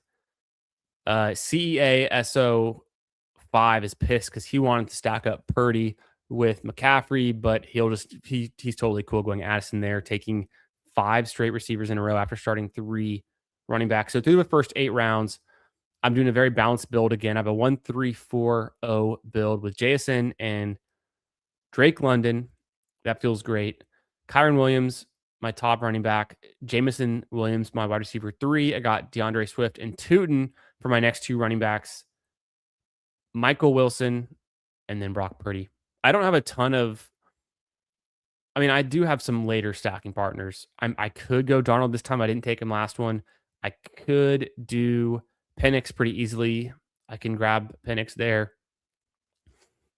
If Stafford is there, I'm probably going to go Goff first to go with JMO, but I think stacking Stafford with Kyron is a good move. It can pay off. We saw it pay off with Etienne and Lawrence last year. We also saw it pay off with Kyron and Stafford. As a season-long bet on the Rams, but in certain games, Kyron I'm pretty sure he had a game with 2 pass-catching touchdowns last season. It's something I was tracking. Not that many running backs had games with 2 reception touchdowns in the same game, and Kyron was one of them. Genty was another one who did it. Etienne did it, if I'm not mistaken. So, like I said, Goff goes. Stafford's there. I'll stack up Stafford with Kyron. I don't get my Goff to JMO, but I got Purdy and Stafford. I have 2 good quarterbacks in this range. Otherwise, I would have looked to guys like, I know Diggs is falling, so I'm not going to be drafting Diggs right there. Which is actually pretty sad that Stephon Diggs is falling because he got cut by the Patriots. It's sad they got cut by the Patriots because, you guys know Stephon Diggs. By all accounts, Diggs is a really great guy. Diggs. Stephon Diggs. Diggs is the guy. Diggs. 100%.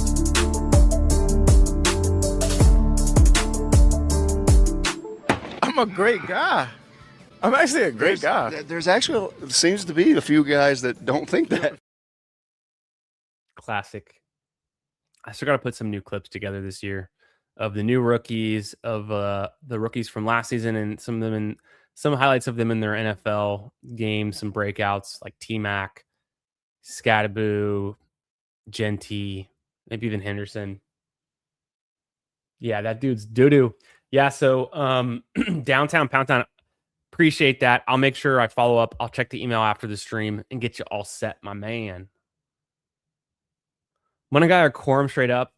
That's a great question. I put him in the same tier. Maybe Quorum. I got to look more into it. We can dive into the numbers. I love that. After this next pick, we're going to dive into Quorum versus Monaguy. It gives me a perfectly good opportunity to use my flex model, and I'll show you all the projections sheet in there and how to use that. We can do it between our picks too, so no sweat. Okay, next pick coming up. One of my favorite picks on the board as well. If I can get him. Yes. So Darnold's going to be there. Malik Willis is also kind of interesting, but I need to pivot back. This is where I go Wandale Robinson, also a free agent. Where could he end up? I don't know. He was great last season. Had 140 targets in back-to-back seasons. So wide receiver 5 on this team. That feels very good. Okay. I want to show y'all something on the flex model. So become a channel member, get access to this. You go into the sheet that says projections, where I'm building out the projections here, but I just have it right now on the historicals. That's too far. Flip this to running back. Flip this to running back. We go Rams. It's already loaded. Here we can go for who do we want to check against? The Bears. So Chicago. Boom. For the full season, we have Blake Corum versus Kyle Monangai. They both had a one game greater than 20 fantasy points. Corum did it with 25.6. Monangai did it with 21.3. So for best ball, slight lean to Corum. Corum had 6 touchdowns. Monangai had 5. Technically, Monangai had more fantasy points, but fantasy points per touch, which we get into here, Corum was 0.8. Monangai was 0.74. Still pretty close.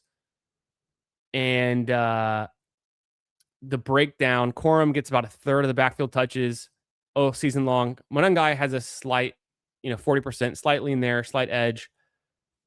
Hitting your flex, Monangai did it only 19% of the time or 3 games. So did Corum. Very similar in that regard. Then let's go back and toggle it on the first sheet. You can toggle it here. Boom. And go back to the projections. Now it's the second half of the season, weeks 9 through 17. And, oh, God, the whole time I'm doing this, I'm blocking half the data. Whoops. But you guys knew Monangai was down here. Ruined it. They're both pretty similar here. And, by a lot of accounts. So fantasy points per touch, slight advantage to Corum. I think it's because he scores more touchdowns. He's a slightly better offense, a little bit higher ceiling.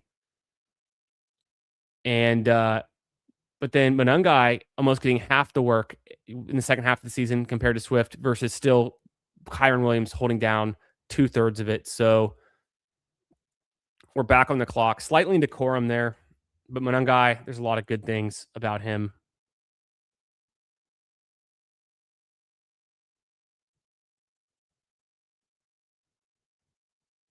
Kenyon Sadiq. I'll take Sadiq at pick 126.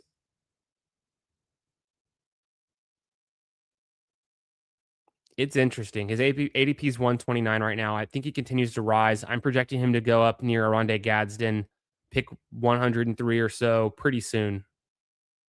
I think he can keep rising. We have an appetite for these rookie tight ends that go in the first round. We've seen it with Laporta. We've seen it with Bowers. We've seen it with Loveland and Warren rising last season, close to pick 100 or so or better. I'm not saying Sadiq's as good as those guys, but who knows? I almost took Bill Krosky-Merritt. I thought about that. Thought about going Darnold for the stack with JSN. I'm going to push it and try to get Michael Penix Jr. later.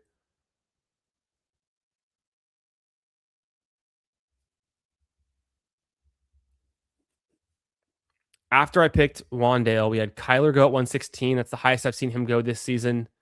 Diggs 117. He's falling. Gainwell, I like Gainwell a ton. I could have taken him at 126, and I probably would have if he was still there. Malik Willis 124 continues to rise. Kittle at 121. I would have taken him at 126 to stack him with Purdy for the second half of the season coming off the injury, but I still would believe in having that cheap, injury discount for an elite tight end.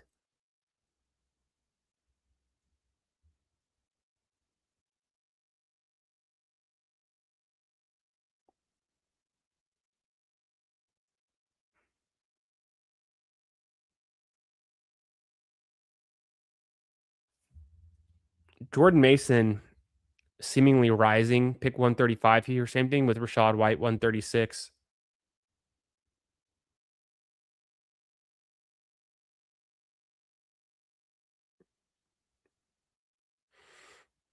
Back on the clock at pick 139, and we're having issues with Underdog. The app is crashed on the iPhone, so I'll make the pick from here. We have 10 seconds. What can we do? Can we get a running back that makes any sense at all? 139 for Dobbins. Let's go with it. I'll take him over Tracy and Marks, who seem like they're going to get completely relegated. Could have gone Goddard, but I'm not going to force it. Let's see. Is the mobile app back up? Whoops. I guess that's one way to refresh it. I go Dobbins here.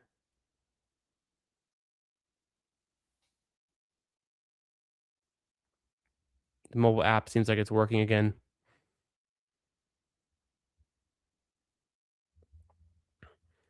Dobbins at 139. I took him in the last draft too. I feel like I'm not even taking that much Dobbins, but apparently I am. It's kind of a dead zone for running back right now. I think what if Dobbins lands in Seattle? What if he lands in Detroit? So there's a lot of interesting spots for him to go. I'm really good at wide receiver. I've got 5 that I really like. So I will probably just hammer running backs.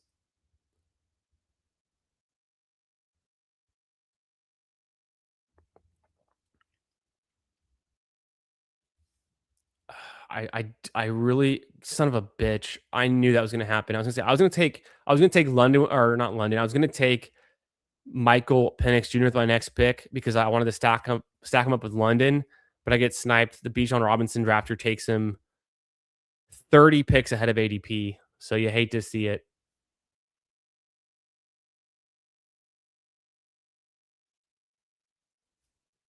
Oh well, at least I got Stafford and Purdy. We planned ahead.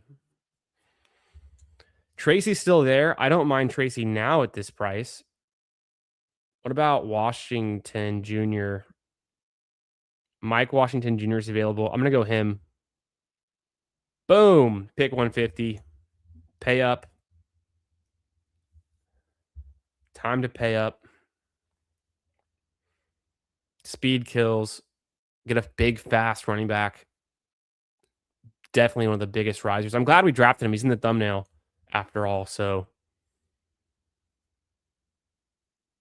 rising in the thumbnail tonight, Mike Washington Jr. Falling in the thumbnail is Emmett Johnson.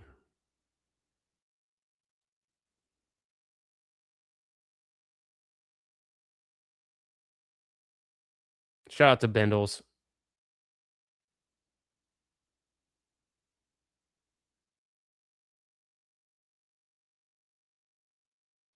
I'm pretty pumped for the API. I've been saying it, but like the field looks so strong. It's going to be a great tournament. Underdog app on my phone just crashed again. I'm trying to refresh it so I can get back to this board. Otherwise, we're going to have to make the pick the old-fashioned way.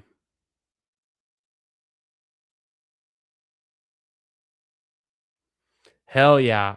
Slow draft, grinding the albatross and the big boards. I love that. I always have some slow albatrosses going, some slow big boards going just to keep it interesting, make some picks throughout the day. Take RM. Leave it in. Corum because he's cheaper, but they really don't throw the ball to him at all. Yeah. Mon guy, they don't throw to at all either. The Underdog app crashed again on my phone. Let's go over here to the board, make a pick this way. Oh. Zoom out. 2-5-5-1. The quarterbacks are disgusting at this point.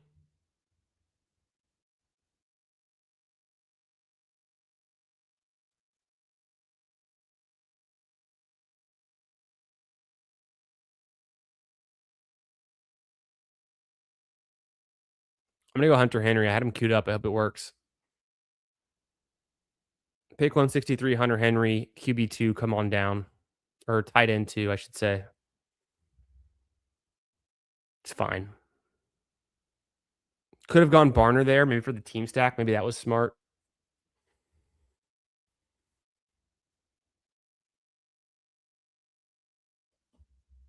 If you guys are on Underdog right now too, on your phones, on the app, let me know because their app is crashing, doing weird things I've never seen before on the phone. And it's back. So in and out.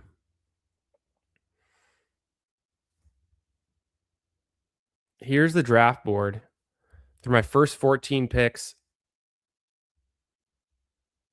I've got a 2-5-5-2 build, Purdy and Stafford, Kyron, DeAndre Swift, Tootin, J.K. Dobbins, Mike Washington Jr., my 5 running backs. My 5 receivers are JSN, Drake London, Jameson Williams. No stacks there. Bummer. Michael Wilson, Wandale Robinson, and Kenyon Sadiq and Hunter Henry at tight end.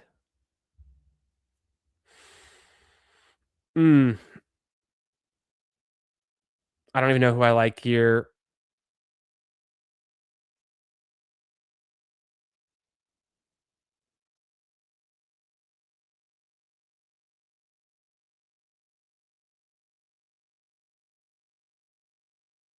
I'm going to be done at tight end. I wanted to go Ferguson there potentially. He gets drafted ahead. So I'll take Theo Johnson, who I don't mind. Be done with tight end a little early. I could have pushed it. I just not a lot of high conviction on any of the picks at running back or wide receiver right here. And QB, what happened at QB? I mean, Penix went 30 picks ahead of ADP. Daniel Jones went ahead of ADP. And that's all she wrote. I mean, what comes after that? No one wants Jacoby right now. McCarthy, they both look like backups in 2026. Shador, going to get competition, get relegated. Aaron Rodgers, I like him cheap, but I don't want to take him here. Kirk Cousins, same. Ty Simpson, I'm actually interested in. Geno Smith, people forget. I haven't been drafting him yet, but could be something. I'll kind of wait for more news. Make sure he's not more of a backup or transition kind of guy. Does Geno Smith go to the Browns? I think Ty Simpson's the most interesting and the most upside.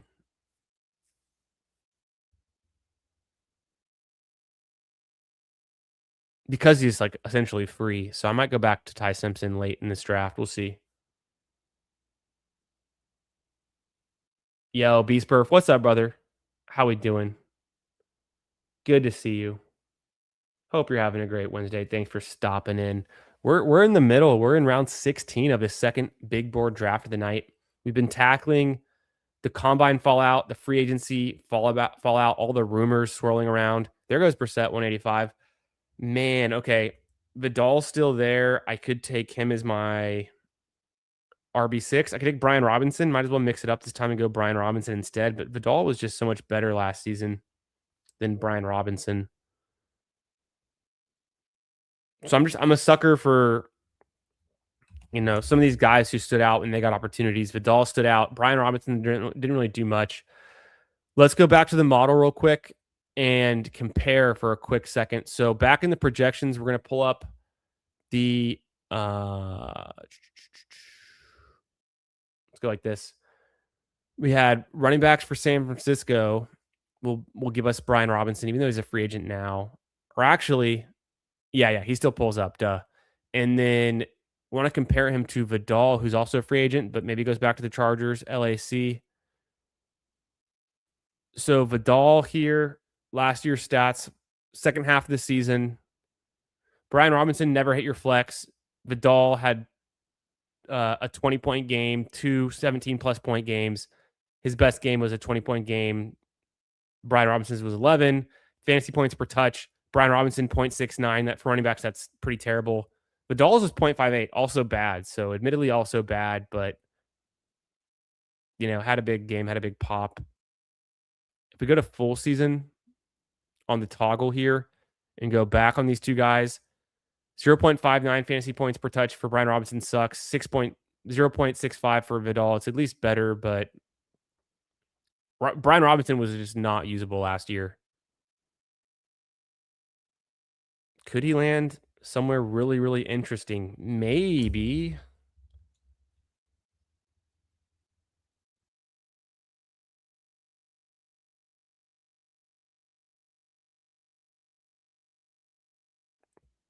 I'm tempted there. I go Isaac Tesla, who I like. Drafting with JMO seems kind of interesting, kind of strange, maybe counterintuitive, but just team stacking the Lions.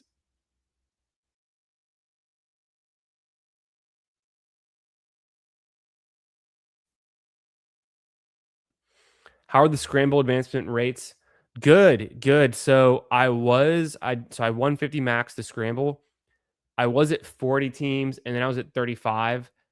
And then on Saturday at the COG, I dropped down to 33. So I advanced 33 out of 150 scrambles, which was decent, above the field expectation by, I want to say 50% or whatever it would be. But I've got 33 teams I feel great about. And then I've got, I can look it up. I'm pretty sure I've got 4 big scrambles that made it through.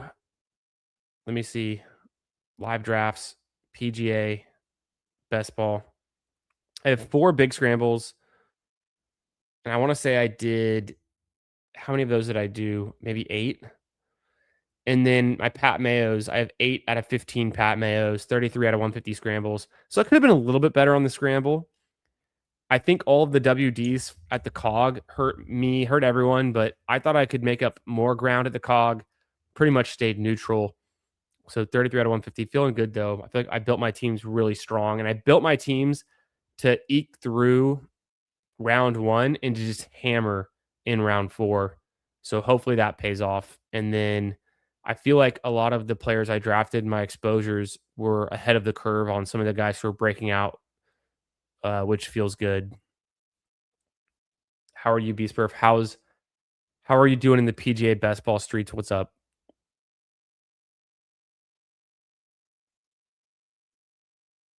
Vidal. You could have had Vidal rolling in the deep. Oh, man. We all know what that means. Incredible, Cobra. 2 for 2 tonight. Maybe even 3 for 3. Adele. Everyone likes Adele. You're crazy if you don't like Adele. Is this the Damon Claiborne draft? It could be. It's definitely not a Joe Mixon draft. Coming up in the 18th round, pick 211. Son of a motherfucker. Damon Claiborne sniped 2 drafts in a row. Literally the pick before I take him. Some son of a bitch takes him. I'm tilting. I'm going to go Ty Simpson.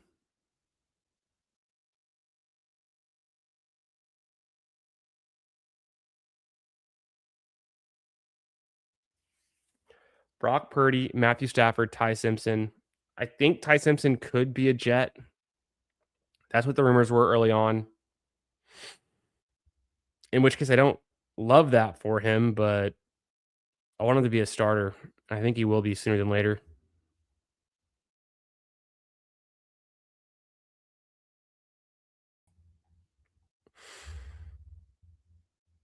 I wanted Claiborne so badly there. Okay, what do I need for my team now? 3-6-6-3. I can pretty much go any direction. I probably will just go 3-7-7-3 to finish this one out and get some upside. Let's see if we can get one of these upside rookie wide receivers. I've got a rookie tight end with Sadiq, a rookie running back with Mike Washington, and rookie quarterback with Ty Simpson. So we're pretty rookie heavy, I would say. Malachi Fields. I don't know. Where did what we were gonna try to draft Jeremy Bernard. He goes. We were gonna try to draft Zachariah Branch. He goes 186. So we're just way behind. Might not even go rookie with this last one. He just needs someone who's gonna have some opportunities. Keon Coleman, Cooper Kupp, Tez Johnson, Jalen Naylor. I do like. Hollywood Brown.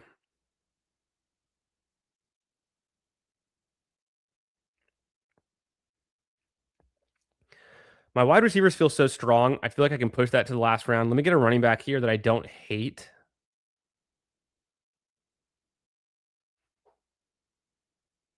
And does anything make sense for team stacking? Not really. I might just go with either Rashard Smith.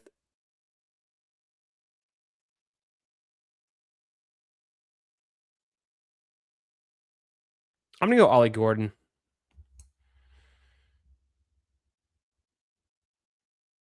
Doesn't hurt too much to try that. I prefer Devin Neal. He went before my selection. So I was between Ollie Gordon and Rashard Smith. I feel like Ollie Gordon's just a better running back.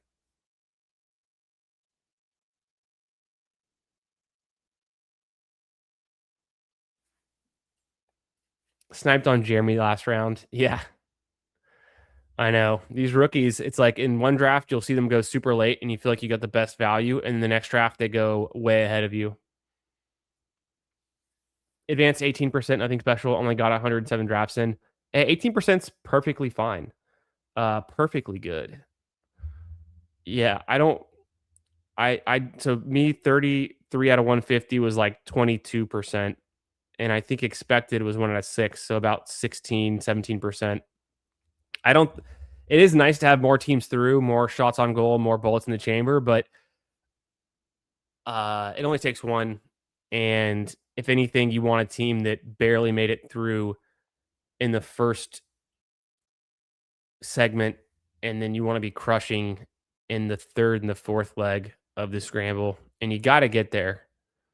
But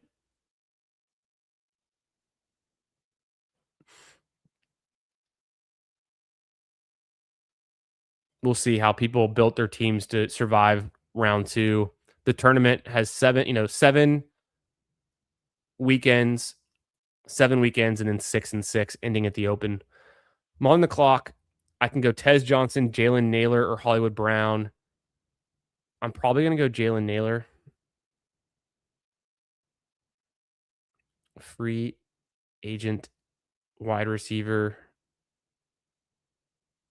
Yeah, I'll go Jalen Naylor there. I'm not afraid to take Jalen Naylor. He was the best wide receiver for best ball on the Vikings last season. Now he's a free agent. Can we get increased usage out of him? With Naylor, 10 touchdowns over the last 2 seasons. The bad thing about Naylor is only 29 receptions on 53 targets, so a pretty low catch rate. But he was playing with bad quarterback play, so chalk it up to that. Maybe Naylor can be somebody as a free agent wide receiver. This team's okay. I didn't get enough stacks that I wanted on this one. Missing out on Michael Penix really pissed me off, but I did get Mike Washington Jr., so that's kind of fun. And some good rookies. If I finally got a toot on a team. Michael Wilson, one of my favorite picks. DeAndre Swift. A lot of these guys are like my favorite picks. Like I love London in round 2, Kyron in round 3, JMO round 4, Swift round 5, Wilson in round 7, Purdy and Stafford I draft all the time. Wandale in round 10 I love. I got some Washington, chasing him up the board. Vidal, don't mind that. Tesla, don't mind that. Ty Simpson I get a bunch of. So I got a lot of players I really like on this team. I just don't know if I have like the synergy in the stacks that I had in the last draft to make me feel super like ecstatic about it. See what Adam did over here from the 11th spot. He goes Cook, Love, and Josh Allen.